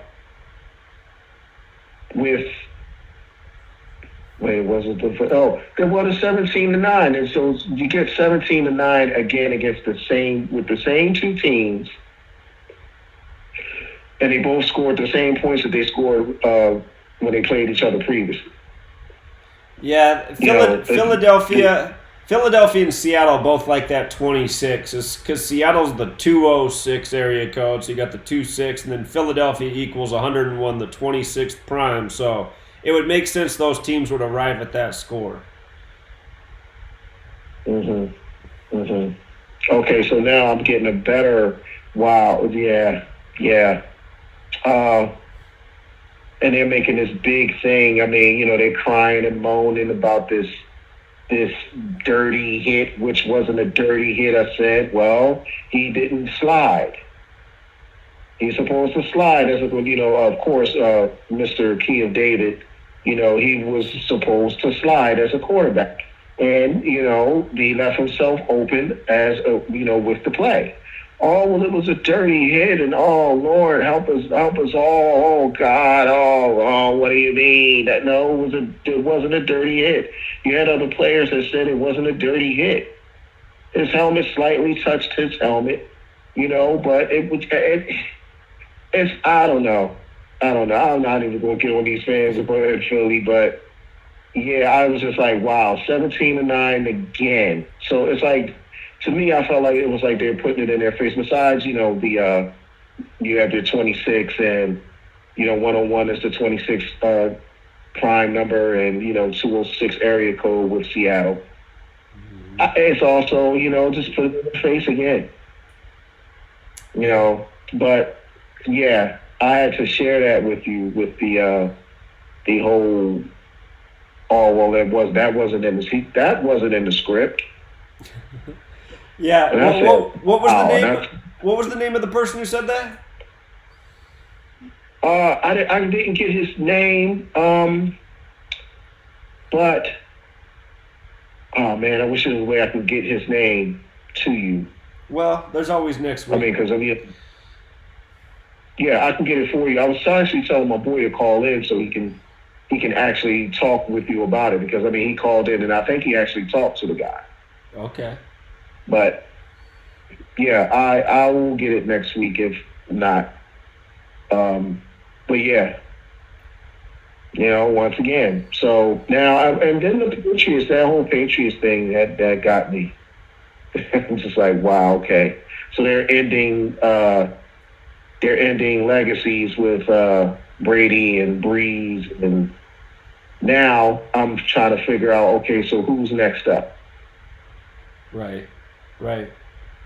You have no Breeze. I don't even think it's going to be Lamar Jackson. It's been a they year don't of want it to be a first. black quarterback. It's been a year of first in sports, so we'll see. Right. Yeah. Okay. Hope you feel better, man. I guess, with the flu, try chlorophyll. Chlorophyll? Some chlorophyll. Yeah, chlorophyll. Chlorophyll and water. Okay, I'll look into that. Appreciate it, man. Right, no problem. Oh, and gray salt. Try gray salt. Because gray salt has like 84 vitamins and minerals in it. Get you some gray salt. Gray salt. Okay, chlorophyll, gray salt. All right, I'm on it. Appreciate it. Okay. All right, thanks, Feel man. better. Yeah, I don't know what it was about last year. I don't normally get sick, and I've now had I had two different types of flu last year. I had stomach flu, which I'd never had before. It was the worst. That happened to me in the summer, and Sweet Lady got it first, and then I was taking care of Sweet Lady, and the next thing I knew, I had it. And then Sweet Lady came down with the flu on Christmas, and I was able to survive 3-4 days after that, but then I came down with it. And I just haven't been able to get it out of my system all the way. It's like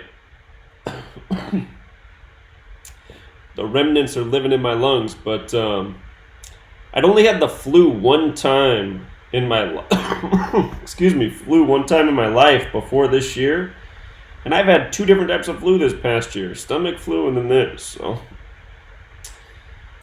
2019. Anyway, maybe it means I won't get sick for a long time to come once I'm over. At least that's what I'm hoping. All right, let's go out to New York. New York, what's going on? Hello there, Zach. Can you hear me? Yes, I can. Thanks for calling in.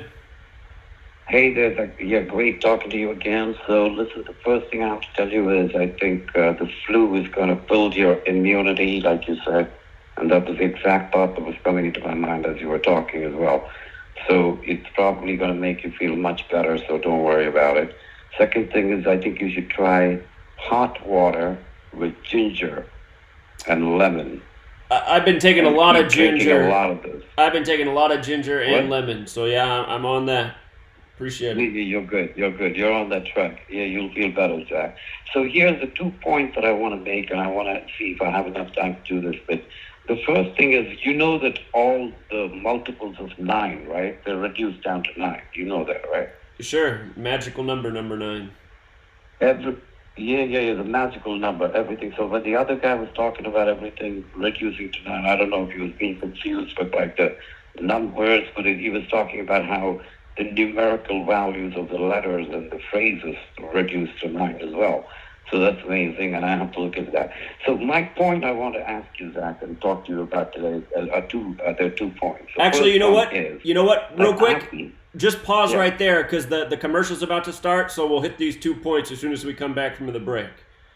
So yeah, there's the music right there. problem. We'll be right back, everybody. Sit tight.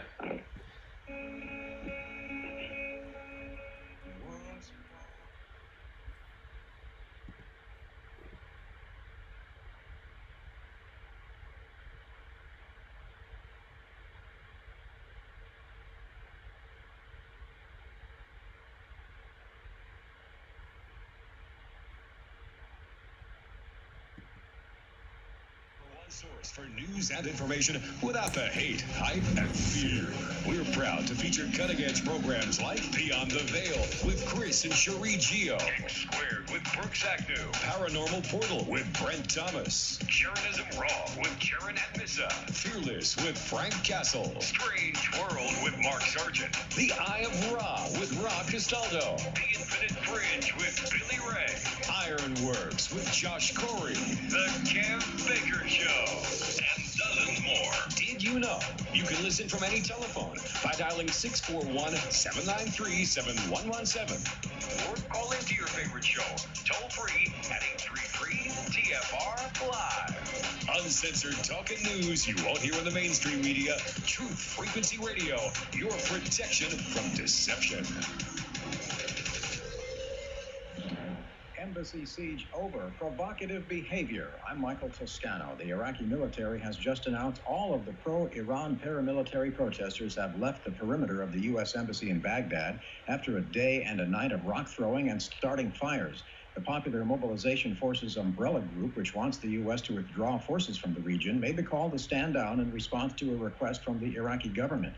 Correspondent Arla Diamond remains at the embassy for us. The Iraqi security forces are in the area now, and there is a fairly lengthy cleanup operation that is underway. Of course, a lot of questions as to where those Iraqi security forces were 24 hours ago, or even this morning when those protesters were attempting to scale the walls of the embassy. North Korean leader Kim Jong-un warns his country will soon show to the world a new strategic weapon, and he says North Korea is no longer obligated to maintain a moratorium on the testing of nuclear weapons and long-range missiles. Bill Ripley reports it's a return to the old form. North Korean leader Kim Jong-un basically announced a return to the kind of provocative behavior that led to the start of diplomacy back in early 2018, saying that they're going to be revealing this new kind of tactical weapon without actually saying what it is. But we know North Korea has been conducting engine tests at a known launch site. Pot pardons in Illinois as weed becomes legal in the land of Lincoln for people 21 and older. Ending what he called a 50-year-long war on cannabis, Illinois Governor J.B. Pritzker granted pardons for low-level marijuana convictions. These 11,017 misdemeanor convictions represent individuals who have carried around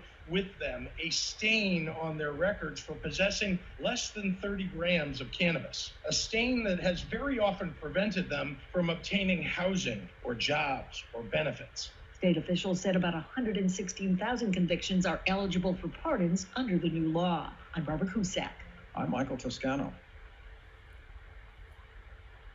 You must unite with citizens. We are TFR, Truth Frequency Radio.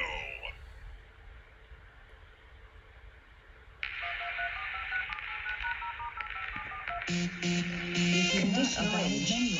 Condition orange. Situation Delta in effect. Please enter your agent number now, followed by the hash key. We have to create culture. Don't watch TV. Don't read magazines. Don't even listen to NPR. Time comes when silence is betrayal. More for themselves and less for everybody else. But I'll tell you what they don't want. They don't want a population of citizens capable of critical thinking. They don't want well-informed, well-educated people capable of critical thinking. They're not interested in that. That doesn't help them. Think for yourself. Question 3.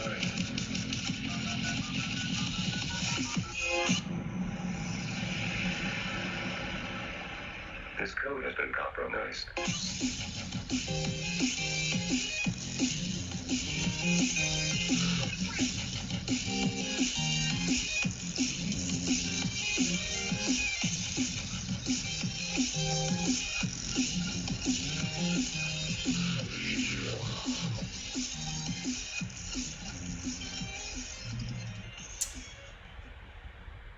All right, we're back, Truth Seeker. We got an hour left, and we are taking your calls the rest of the way. Again, the line right now is New York, Globe, Arizona, Newtown, New Jersey, San Antonio, Texas, and that is the end of the line. So if you want to call in and get your place, 213-233-3998. Let's go out to New York City.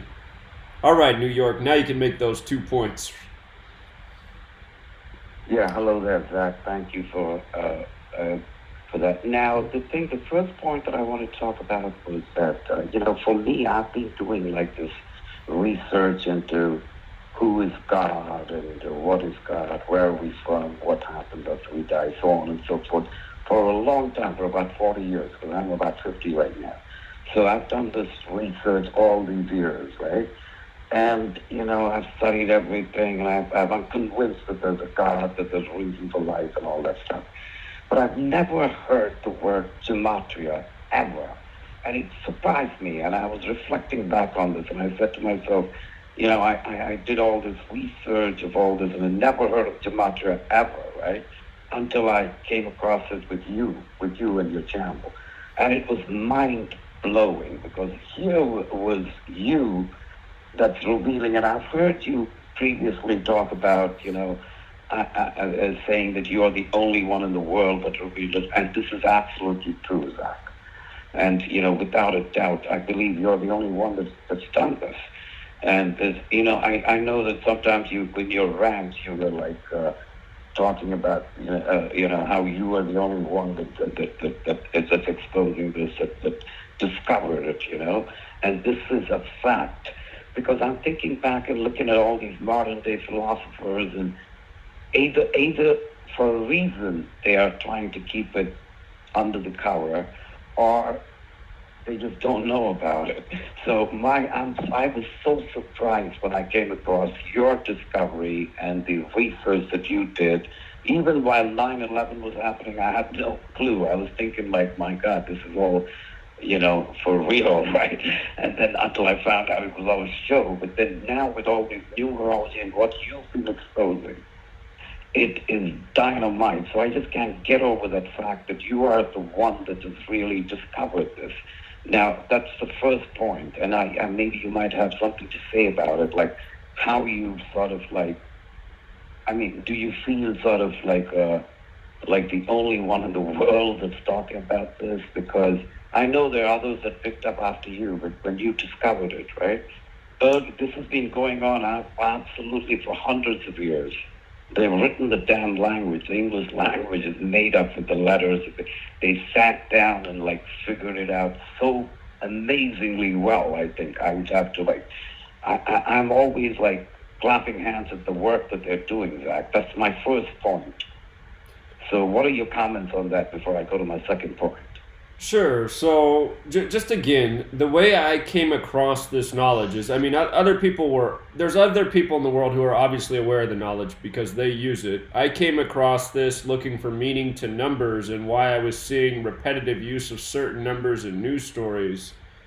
And I discovered this excerpt from the Manly P. Hall book, The Secret Teachings of All Ages, where he reveals two ciphers, just the alphabetic order. A is 1, B is 2, C is 3 up to Z. The 26th letter is 26, and then the alphabetic order with the rules of numerology, but he doesn't really give you anything beyond that. And I just thought, could it be something to this? Could it be what's encoded in the words of major news events? And sure enough, I put it to the test, and it seemed to be the case, and it absolutely has turned out to be the case. So when I'm ranting and getting angry because nobody's sharing the work, or not enough people are doing the work or taking it seriously, I have at times pointed out that I guess my role in helping expose the work. But yeah, there is now a community of people who use this knowledge and make videos and share it and help spread it, so I'm absolutely grateful for that. But still, my biggest frustration is that people who have the massive platforms who could help expose this knowledge to hundreds of thousands, millions of people, they're the ones that still aren't saying anything and aren't participating. So I wonder why that is. Absolutely, Zach. And also, and I feel that at the point when you stumbled upon this discovery, right? Not only did you spot that, you seem to have stumbled into the organic matrix, and that's even more amazing. Because there is an organic matrix that's happening, and there's no doubt, Zach, and this brings me to my second point. When you talk about these, when you say, for example, in these rants that you do, that it's the bankers that are running all this and doing everything, right?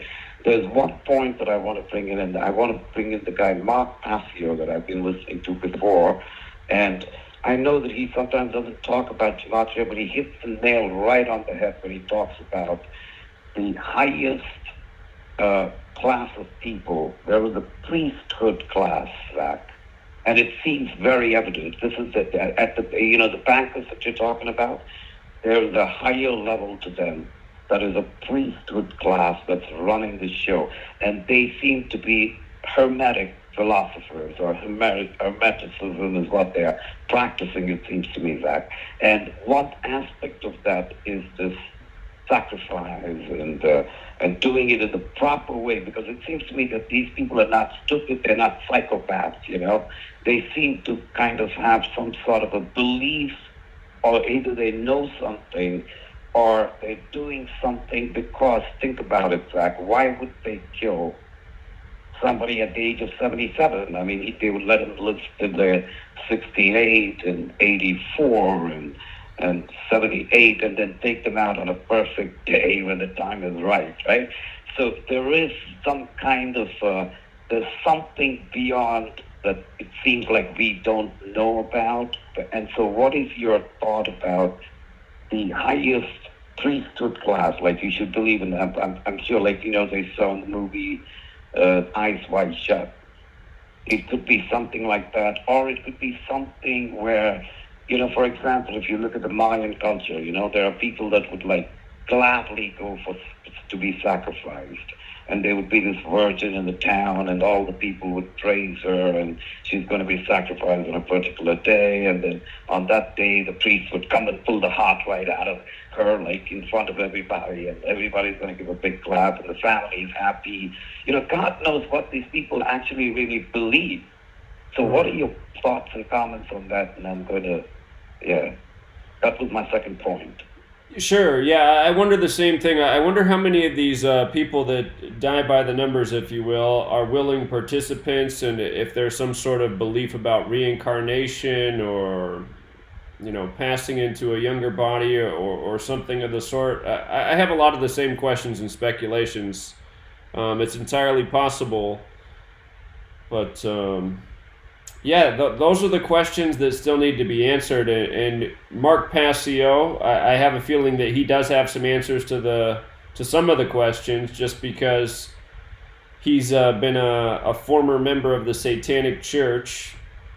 And sometimes I wonder too if he purposefully misleads, because he did his presentation on the season of sacrifice, and he says, it's just this small group of time when, the satanic priest class is ritually sacrificing people throughout the year. And I'm thinking, I don't think it's just going on in that small group of months. It seems to be going on all throughout the year. But these are things that personally I would like to talk to him about. And some people say, once a member of the Satanic Church, you're never really a former member. So I'd like to ask him that and see what his remarks are on that as well. But I have as many questions as I have answers. I have more questions than I have answers, actually. So, but I do wonder many of the same things you do. You're right. Yeah, you're absolutely right, Zach. And I think you're doing a fantastic job. And once again, I can't get over the fact that you're the only one that made this wonderful discovery. And I think people have to wake up and look at it for themselves. Like, all they have to do is simply watch your videos with focus, without an opinion. Just listen to what you're saying and just take a look at it, and just add the numbers, to simply go with A as 1, B as 2, and there you are. You're going to be amazed. And I think people should really, and it's such a sensitive thing that you can't even talk to anybody about it. Like, I would never discuss this with anyone. I'd be outcasted in a second. With my own family, I wouldn't be able to do this.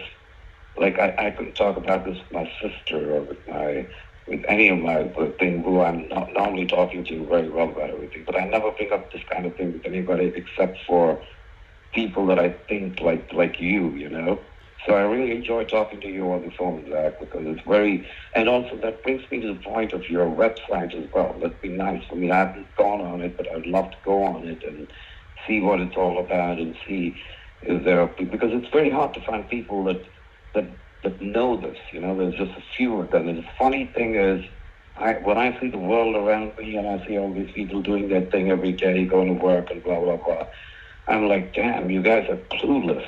And it's unbelievable to me. All right, so anyway, great talking to you, and keep up the great work, Zach, and I'll talk to you later. Hope you get better from the flu, and keep drinking that ginger tea and, the juicing as well. I think you should juice. And don't drink anything cold while you have this, Zach. That's my advice. It must be only warm, hot stuff that you're drinking. Yeah, lots of hot tea. Not even cold water. Mm-hmm. Yeah. I'll get over it here. All right, man. Yeah. Okay, and be sure to check out the website, freetofindtruth.com. Again, that's the place for us lonely truth seekers. So, Appreciate it, friend.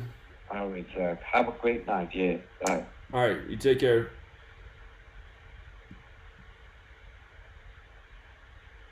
Okay, let's go out to Arizona. Arizona, you're on. Hey, Zach. Hello. Hey, man. Glad you're feeling better. Thanks. Good. Or getting better, anyways. Appreciate it. I wanted to talk about a date that's coming up, and it's a palindrome.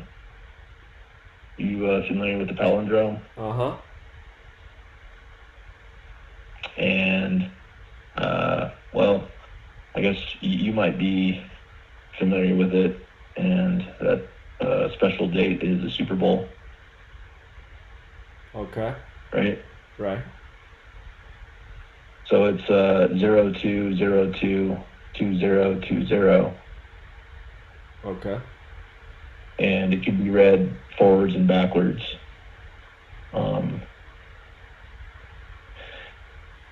And what I found fascinating about this is that there are only 12 palindrome days in the entire 21st century, if read in this date format.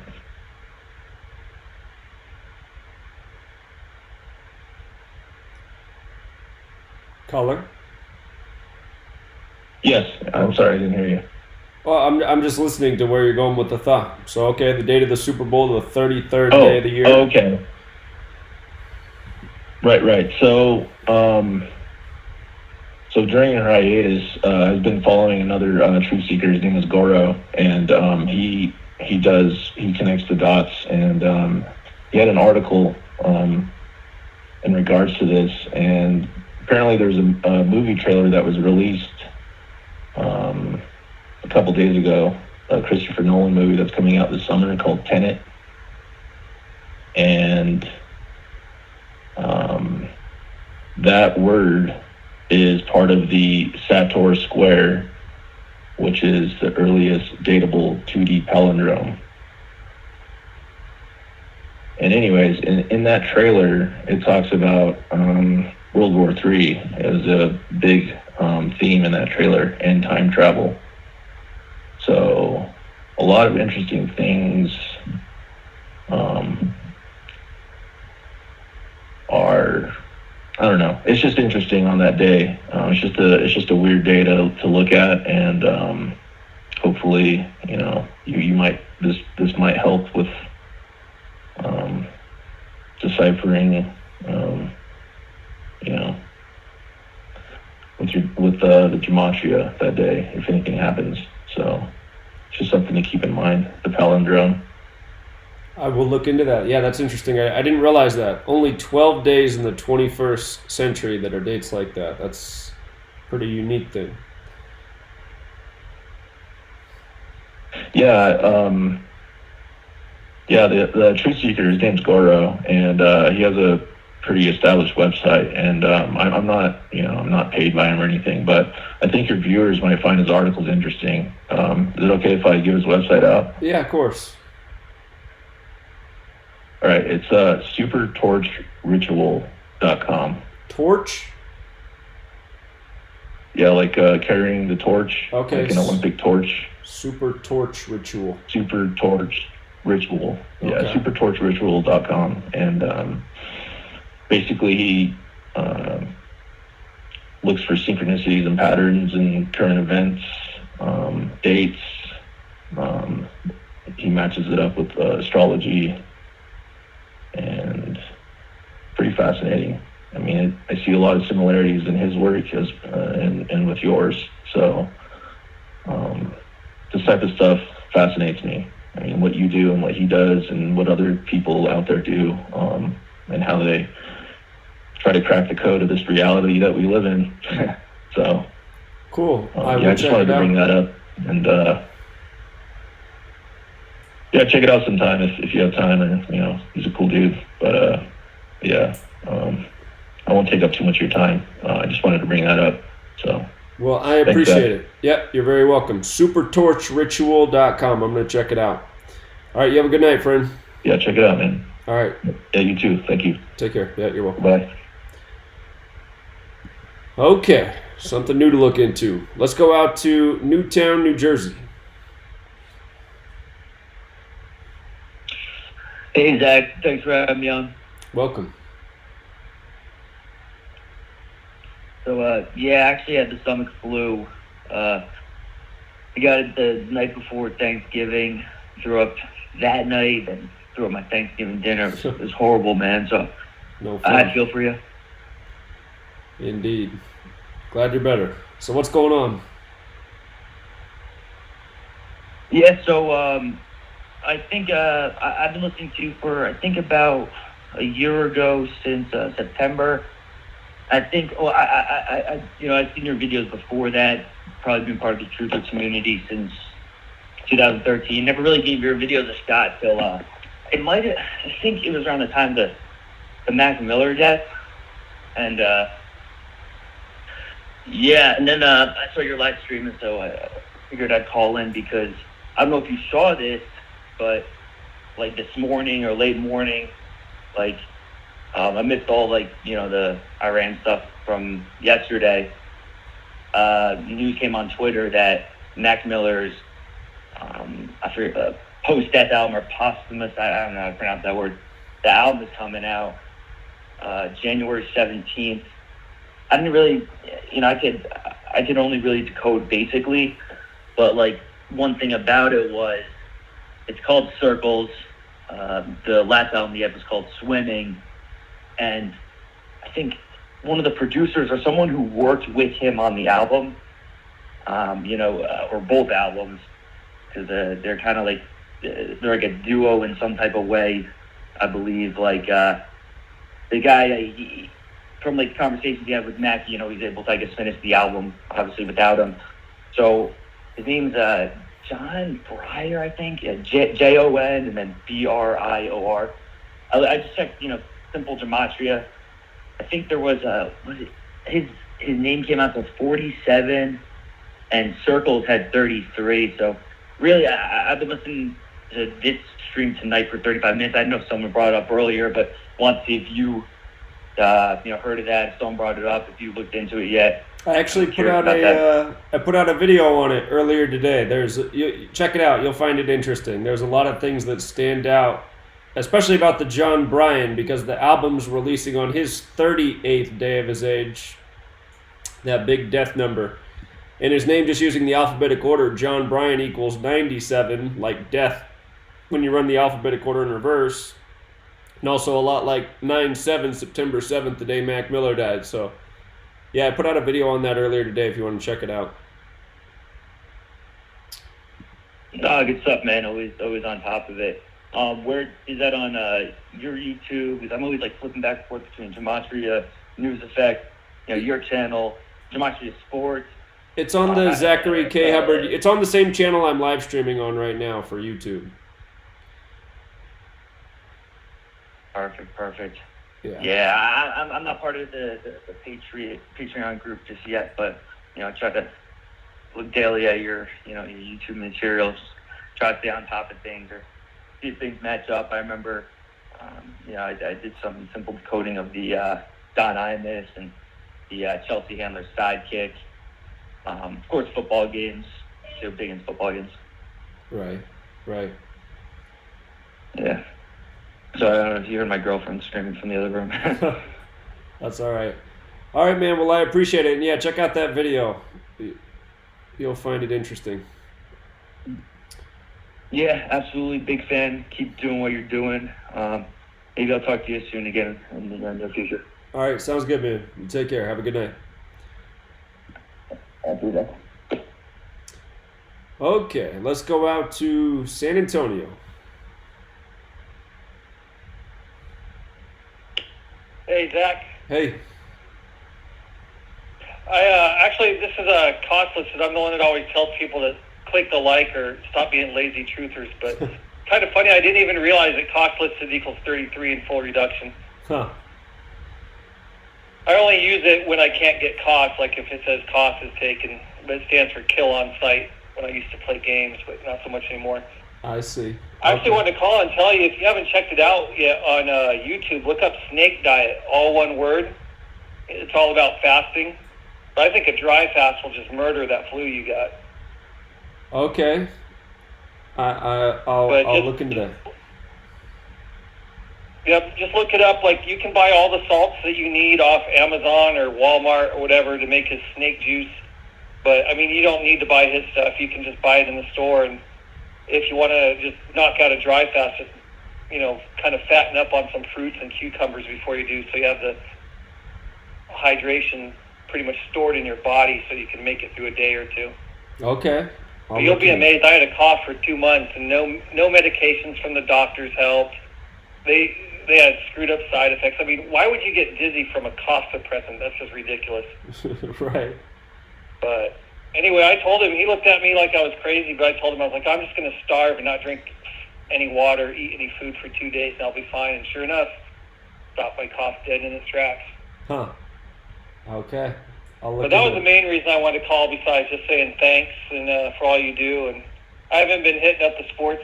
I'm on the sports Patreon, but I haven't been doing any picks. I'm waiting for a big UFC fight, something with 3,500 odds. Okay. Yeah, I hear you. I think one of the things that people miss, like you even said, sometimes when you got some of those whales that dump like huge amounts of cash on an event, how they might actually, reverse the decision so that, more people lose. Sure. I really think at this point, between the elites and everything, they don't need any money. They just add zeros. Who's going to audit them, Right. Anyone that even suggests it is going to have, like Rand Paul, next thing he knows, his neighbor's cracking his skull in, when they've never had a history of any violence between each other. Right. But I think it's all about just creating human misery and taking our money, because we can't add zeros to our account. Right. Someone's going to question that action. Right. Indeed. But anyway, like I said, check out that snake diet and just don't eat or drink anything while you watch this guy, because you'll end up choking or spitting out your food, some of the outlandish stuff he says. But Okay. He's not wrong. I mean, he's onto something.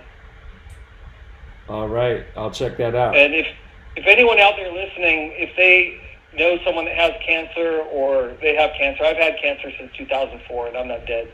I've never had chemo. But there's actually a science. If you look up the science of fasting on YouTube, there's a scientist that he fasts people before they get chemo, and nobody's died yet. And thousands of rats that he fasted for 3 to 5 days have not died from chemo. Meanwhile, the ones that ate before chemo are having seizures, and they're all screwed up. Very interesting. All right, I'll research that. I appreciate it. All right, feel better, man. Will do. Take care. All right, take care, man. See you. Okay, we got about 15 seconds till the commercial break. When we come back, we're going to Washington, D.C., Maryland area, California, Minnesota, Erie, Pennsylvania, Honolulu, Hawaii, and then Greenville, North Carolina. So be right back, everybody.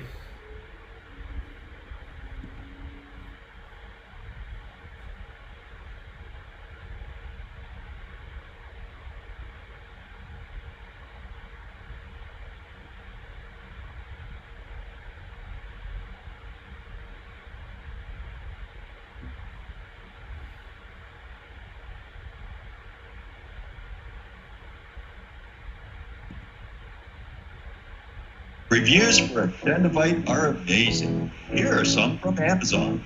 September 2018. Extendivite works at keeping my blood pressure in the normal range. I've been using Extendivite for many years now. May 2018. Great product. I use regularly and I rarely get sick. March 2018. This product has relieved what appeared to be angina pain in my chest and shortness of breath after climbing stairs. I'm quite happy about it. February 2018. My husband, son, and I have been using this product for a few months now, and we have noticed an improvement in our joints and blood pressure. Tell us your story. Get Extendivite today. To order, call 1-877-928-8822. That's 1-877-928-8822, or visit heartdrop.com. Extend your life with Extendovite. This is iHeartRadio. iHeartRadio. iHeartRadio makes you want to move. When you have a great melody, a song lasts forever. Instantly connected. I love it when the beat goes. Did you know you can listen to Truth Frequency Radio on iHeartRadio? Just download the app to your smartphone or smart TV and get the best of TFR wherever you are. iHeartRadio. I'll see you there. So, you love talk radio, then you'll love TalkStreamLive.com. TalkStream Live is always on, 24/7, with the best streaming talk shows. Find your favorite talkers and discover some new ones. It's free, readily available online or on mobile with any smartphone or tablet. Finding your favorite talk shows all in one place has gotten a whole lot easier. Just go to TalkStreamLive.com. Be sure to download the free apps from Google Play or the iTunes App Store. True initiation is an inward journey. It's a spiritual path that is totally inward. It has nothing to do with anything external to you. I want to determine if the Grand Architect is indeed what I believe it to be, which is the artificial intelligence. The initiatory path is one of self-discovery and self-revealing. It's not a journey that someone can hold your hand through. Tonight, ladies and gentlemen, I want to take you through the steps of initiation. Remember, you are divinity. Step Beyond the Veil with Chris and Cherie Geo. Fridays and Saturdays. 7 p.m. to 10 p.m.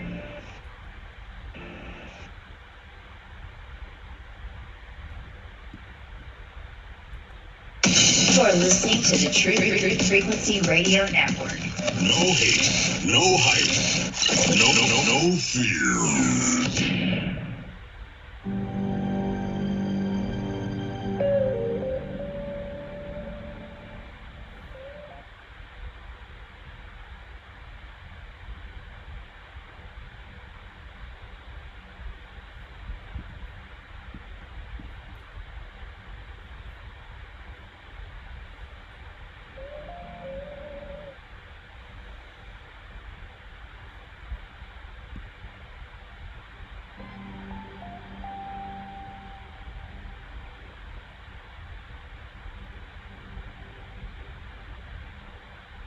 All right, we're back, Truth Seeker. It's the final 30 minutes. We're taking your calls the rest of the way. Before we went to commercial break, I caught somebody's request in the chat. They asked if I could look into the death of Jorge Vergara, Mexican businessman who died November 15th, 2019. Anytime I see that date, I get this bad feeling. That's the day I once came home and my house was destroyed and ransacked and everything of value stolen. November 15th, 2014.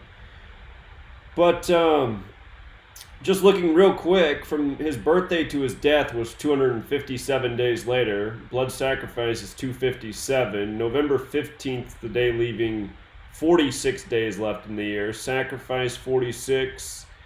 And it's also the 319th day of the year in the Satanic Cipher, Killings 319. Prince had that song 319. He died 319 days after his own birthday. And I see that the numerology of the day he died had a life lesson number of 38, like death, murder, killing, R.I.P. It also had numerology of 65, and the name of his business, Grupo Omni Life, equals 65. So just real quick off the top, those are the things that stand out about his premature passing. He was 64 years old. Of course, the word kill equals 64. And his name, Jorge Vergara, also sums to 64, like his age of death. So for the person who made that request, I would encourage you to do your next decode because, you know, with gematria.com, it only takes moments to verify those things. All right, let's go out to Washington, D.C. Thank you for your patience. Hello. Hello. Hello. Yeah, you're on. What's up, Zach? Martin. Oh, what's up, Martin? Not much. Happy New Year, by the way. Haven't talked to you in a while. Thanks, man. Yeah. So I wasn't calling in with these sports because, but I'll probably just wait till Friday because I know you're gonna do your live stream then. Okay. Nothing you want to say right now? All right. Not really. I mean, if you're still sick in the next 2-3 days, I would YouTube this thing called black seed oil. It's, the saying is it cures everything but death. I mean, it's pretty popular on YouTube. So whenever you get a chance, just look up black seed oil. Black seed But oil. yeah, that's pretty much it. But yeah, I want to know what time then you start your live stream on Friday. Probably do it early in the day, get it out of the way. So probably like maybe 1 o'clock Eastern time, 10 a.m. Pacific. Okay, that's cool. Yeah, because I don't go to work till like 5, so that's perfect. All right then, yeah. Appreciate everything. And when's the best time to call you when you're not doing so I can talk to you about my Patreon and everything? Oh, well, just keep calling me until I pick up. So I'll be looking for your number. All right. Yeah. All right, man. I will do that for you. All right. You have a good night. Peace. All right. Take All care. right, thank you. See you, man. You too, man. Peace. All right. Let's go out to California. California, you're on. Hey, how's it going, Zach? It's going all right. Thank you. Yeah, this is Randy White. I'm calling out of Sacramento, California. I haven't listened for a while, but I used to listen a lot, and I really appreciate your work, man. Thank you. Welcome. Okay, so I was just coming on. I just wanted to say, but I found I went to the cemetery this week to see my brother's grave. His name was Brandon. He died, but it was in El Dorado. So I looked up El Dorado Cemetery, and it came out to be 74.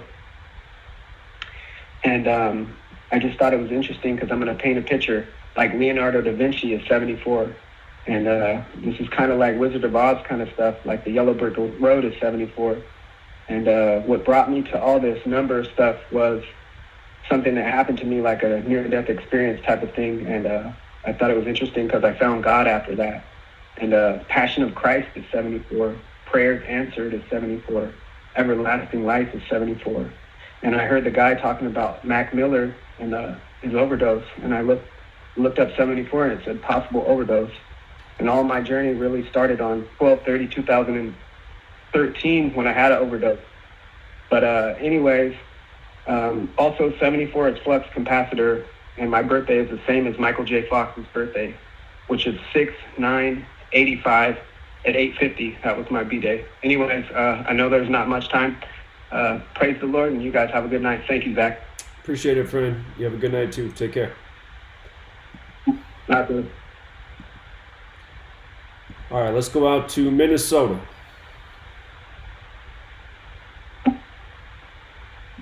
You in Minnesota? Minnesota, you're on. Zach? Yes. Hi, Zach. What's up, man? I've been watching your show for a minute, man. I've been watching your show since I purchased your book, too. So I seen when you went off this one time on everybody. But I purchased your book. I'm a big fan of your show. I just want to say that much. Thank you. But to let you know, Zach, man, I was around when you was talking about the red kefir. Remember the red kefir that you was talking about or whatever? Right. I think you may want to tie something in here. Here's a quick note to something. I think you may want to tie this in with the Rock of the Dome. If you want to tie that in with some type of gematria, I mean, it's everything seems like is going along with plan.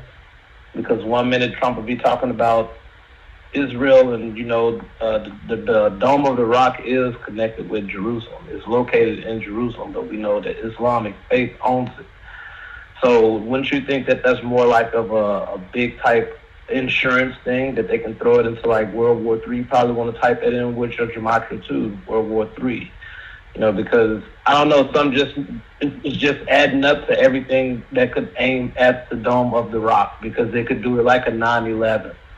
Like it could be something that's up in there. I got a weird feeling about that Dome of the Rock. Like they want it out of place. Once that's thrown out of place, then the banks can really do their thing off of that. I don't know if it's making sense to you, but It makes sense to me. I Hello? understand I understand what you're saying. You're making sense.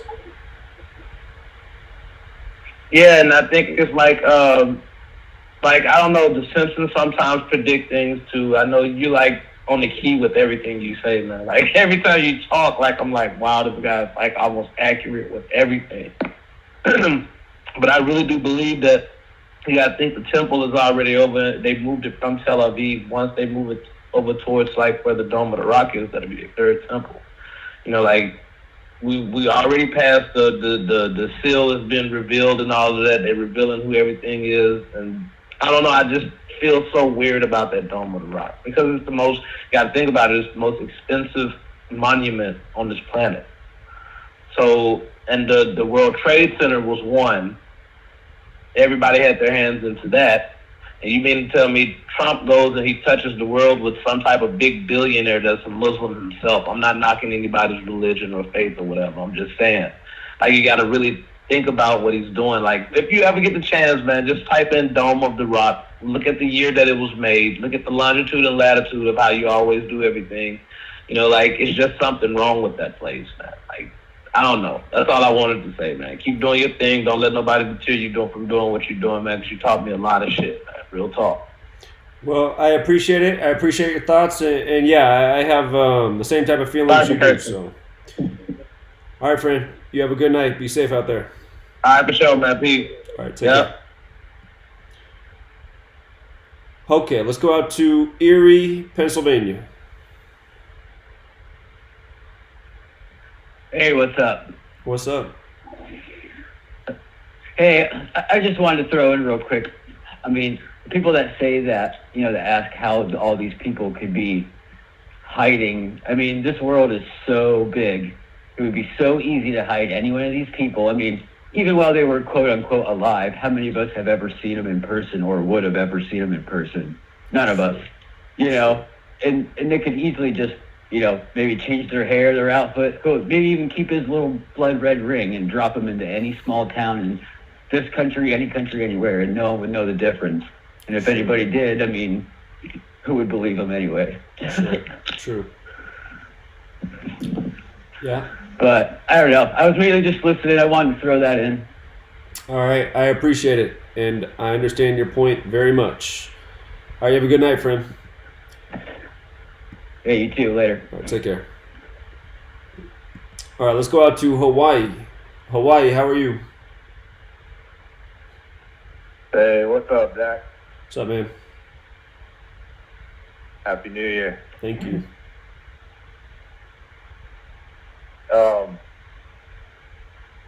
Sorry, I just got off work, so I probably missed a bunch of stuff at the beginning, and I really want to watch your video about Iran that you did today. I haven't had a chance to watch that yet, but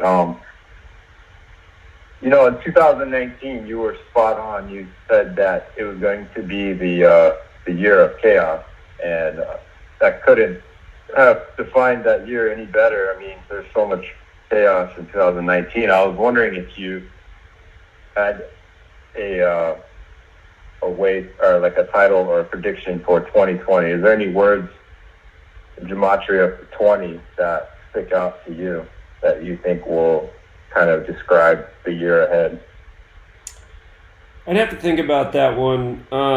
Concerning words that sum to 20 are death and time, and I started thinking about that with all these rumors of war, because I mean, what is war but death?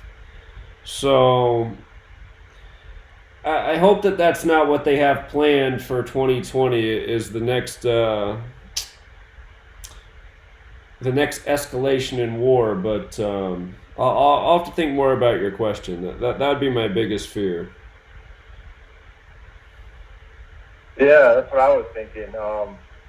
Hopefully not, but I mean, you called, like back in 2018, you said 2019 would be the year of chaos, and man, it was the most chaotic year. So, and we've seen a lot of death already, and hopefully not. And I think, you know, Trump is trying to get reelected. Oh, and a lot of people that supported him, they supported him in the beginning because he was anti-war. But I don't know. Like, I don't know. This whole year kind of freaks me out. But I think they're going to wait. They're going to let things calm down. They're going to let everybody get their guard down and think that everything is calm. And then that's when the next major false flag will occur, is when everybody's kind of forgotten. Because right now it'd be too suspicious, I think, to do something. But right. I think something major is coming, unfortunately. Also, I think it's interesting, in Virginia, on January 20th, there's going to be like a major gun Second Amendment rally. Okay. I think supposedly there's going to be thousands of like gun supporters that show up in Richmond for the state capitol for some kind of, I guess it's their first legislative session, or they're going to try to pass some major gun laws that day. But something could happen there as well. But yeah, I just wanted to see what you thought for 2020. Sure. Yeah, I'll think more about that. So I appreciate the question. It's a good one. All right, friend. You have a good night. All right, man. All right. Take care. You too. Take it easy. Yeah. Thanks, man. All right. Let's go out to North Carolina. North Carolina, you're on. Hey, what's up, man? What's up? Just want to say I've been watching you for ever since about 2015. I know back in the beginning you talked about a lot of sports. Remember you called like the Warriors winning 2016. I remember you called the Cavs coming all the way back from 3-1. But even back then, I started looking at numbers and I started looking at my gematria of my name and my family, and just like not all my friends, but really like me, I got real into numerology myself. And like, I kind of got a question like to you, like, because I know you say like, I know the elites play this, play to this. So do you think that like, this is more something organic, or do you think it's like purely made up? Because when I looked at my name, like I have connections to just certain things that I see, and just like numbers having relevance to me in my life, and how I and just like, from based off my name, just different things like that. So like, do you think like this is more or less organic and man manipulated it, or do you think it's like purely man-made? Well, it seems to me that there's definitely an organic side that's always present, and I think it's that organic side that's what got man interested in it. And the way I see it is that the powers that shouldn't be, it's almost as if they're trying to manipulate the code or use the organic side to their advantage. That's about the best way I could put it. So the last chapter in my book's about the organic side of the code. Right. Yeah, man. Like I said, I need to go ahead and buy your book. I know, I've been watching you since like 2015 when you started talking about all the sports. But what's the website where I can buy it at, so I can support you? Because like I said, I kind of got like the same ideology that you have, like with it being organic. There's two places you can get it right now. One is linked in the description of all my videos, and then the other one is on my website that recently finished getting built, gematriaeffect.news. There's no com, it's just gematriaeffect.news. If you go there, you'll see in the top right corner a spot to get the book. So, all right, man, I appreciate you for taking my call. And man, like I said, I've been watching you for like 5 years, and like, it's crazy to talk to you now. But keep up with the work, bro. And I'll keep supporting your work, bro. All right, appreciate that, man. You have a good night. Thank you. All right, man, later. All right, take care. All right, let's go out to Georgia. Georgia, you're on. Hey, Zach. How you doing tonight, brother? Doing well. How are you? Hey, doing well. I spoke to you. I hope you had a good holiday, man. But I spoke to you a few weeks ago, and I told you I was talking to that guy that kind of ran that Jewish synagogue, and they dabbled in Kabbalism. Do you remember me telling you about that? Mm-hmm. Yeah.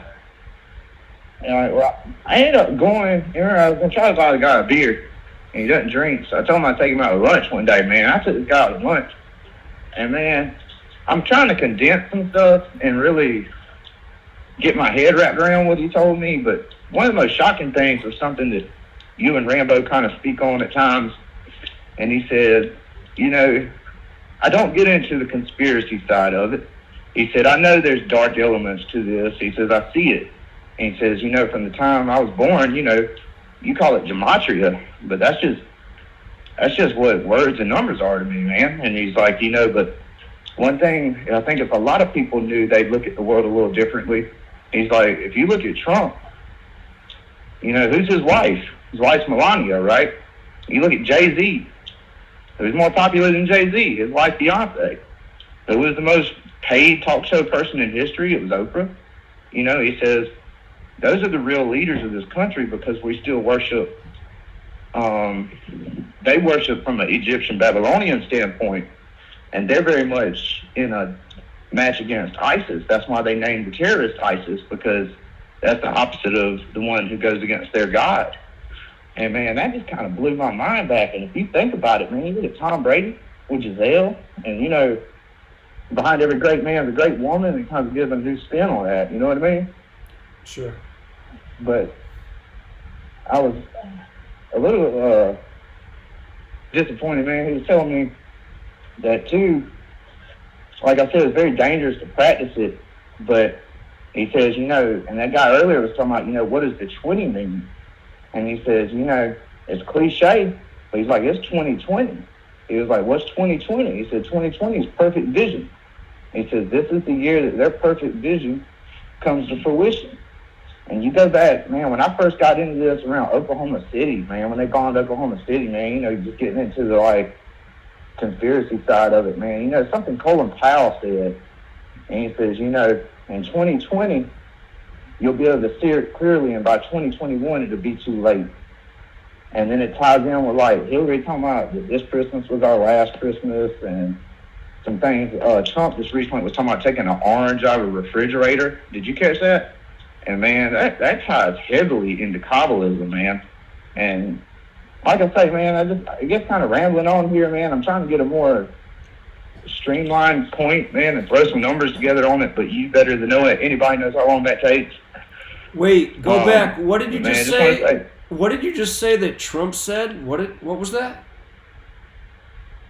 He says it's basically, when he was talking about Iran, he said it's like taking an orange out of a refrigerator. He said they just happened to pick this orange to take out of the refrigerator. All right, well, this guy was explaining to me that they often call the ether refrigerator, because that's where the spirits go when you die. And, man, I'll go ahead and let a little bit out. He was saying, why do you think they're pulling all the oil out of the ground? And they're polluting up the ocean, all the chemtrails in the sky? They're cutting you off from the Ethernet, man, from the spiritual side of the world, because we're a hive mind. And what they're doing is they're taking all our empathy away. And it says, because if you can get a nation that's non-emphatic, that doesn't care about what's going on to the next person, that's when you got it, what you need. And it's like this whole Iran thing, man. It's nothing more than conditioning. If you'll take this little bit here, well, next month or next week or next year, we'll do this. And you'll be like, well, this did happen last year. It's kind of like on 9/11, man. One of the most amazing things I remember from that was after the attack, how many people were running around saying that Osama bin Laden did it. Like, how the F do you know that? It's because we're so conditioned and so programmed that we don't know. But the whole taking the orange out of the refrigerator, man, that's some scary shit stuff, man. Sorry, T. It's true frequency. But I'm really working on it, man. And it's kind of got my head messed up, man. And ever since, I listened to your show a while back, and I can't say it's ruined everything, but you can't watch football, you can't watch movies, you can't, entertainment's dead once you learn gematria. And, you know, I'm still trying to wrap my head around it, but just wanted to say, man, y'all are real close to this thing, man, like on a really high level here. And, man, it's just, I know we try to wake people up, man, but I think it's kind of past that, you know? I think if you don't have it by now, man, I kind of worry for everybody because everybody's drinking the Kool-Aid, eating TV dinners, and watching the Kardashians, man, they don't care. Right. Well, I mean, that is true, and that is the, it's sad and frustrating, and yeah, the point you just made about just destroying the planet and, you know, killing people's empathy and just making everybody tune out to all the darkness and just accept the darkness. I mean, that is what's going on. And that's why something has to be done because, I mean, what is that? To accept the darkness. So.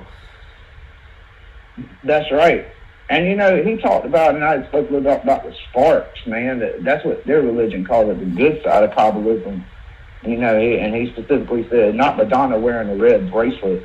Or if you look at Penn and Teller, man, they always paint their left fingernail, the ring finger, they'll paint that fingernail red. He's like, they can't not wear red. It has to be a red bracelet, a red something. And he's like, and it goes back to the Yaquin and Boaz of Freemasonry, and that's a red and a blue energy, and they are very much the red energy. And the whole thing started, you know, how can they keep it a secret? It was originally 13 evil-ass families, and they had all these kids, and the royal family, you know, got involved. And, you know, even back to, like, I think the guy's name was Genghis Khan, whose DNA is in 30% of the population. It's just all through this violent tearing apart of history. And, you know, and history is only as reliable as the oldest living person, and they exploit that. So what really happened back then, you know, nobody knows. But as far as he tells it, man, like, 2020 is that year, man. You, like you say, man, you can't go gentle into that night, man. Somebody's gotta stand up and scream and say, I won't stand for it and I won't believe it, you know, and what good that does, I don't know, man. But for me and my family, man, I'm not gonna sit here and just take the shit laying down, man. You know what I mean? Sorry about the language. It's okay. Yeah, I hear you, man. And I guess for me, I feel frustrated right now because time just flies by, and it doesn't seem like it was that long ago that it was 2013, and I was just getting into this research, and I was more optimistic then. Not that I want to be Debbie Downer, but I was saying then I was like, by 2020, we're going to have everybody seeing clearly. We're going to have more people awake. And maybe more people are awake, but it's still nowhere near what it needs to be. And, you know, there's still a lot of 2020 left, so that is the goal. But it does get frustrating seeing how resistant people are to waking up and acknowledging what's going on around us. So I hear you, man, but stay and strong. You're right. Yeah, man, I don't mean to wrap it all up the whole night, man, and on the phone, but everybody just remember, man, the left wing and the right wing belong to the same bird. And stop believing the hype. I still hear callers call in and be like, well, you know, Trump's people are trying to do this. Man, ain't nobody trying to do nothing, man. They don't give one F about us. But I tell you what, man, I do care about you, Zach, man, and God bless you, man. And for everybody listening, man, open your mouth, man. Get it out there. All right, appreciate it, friend. That's the end of the show, everybody. We'll be back next week. Thanks for tuning in. Be safe out there. Have a good night.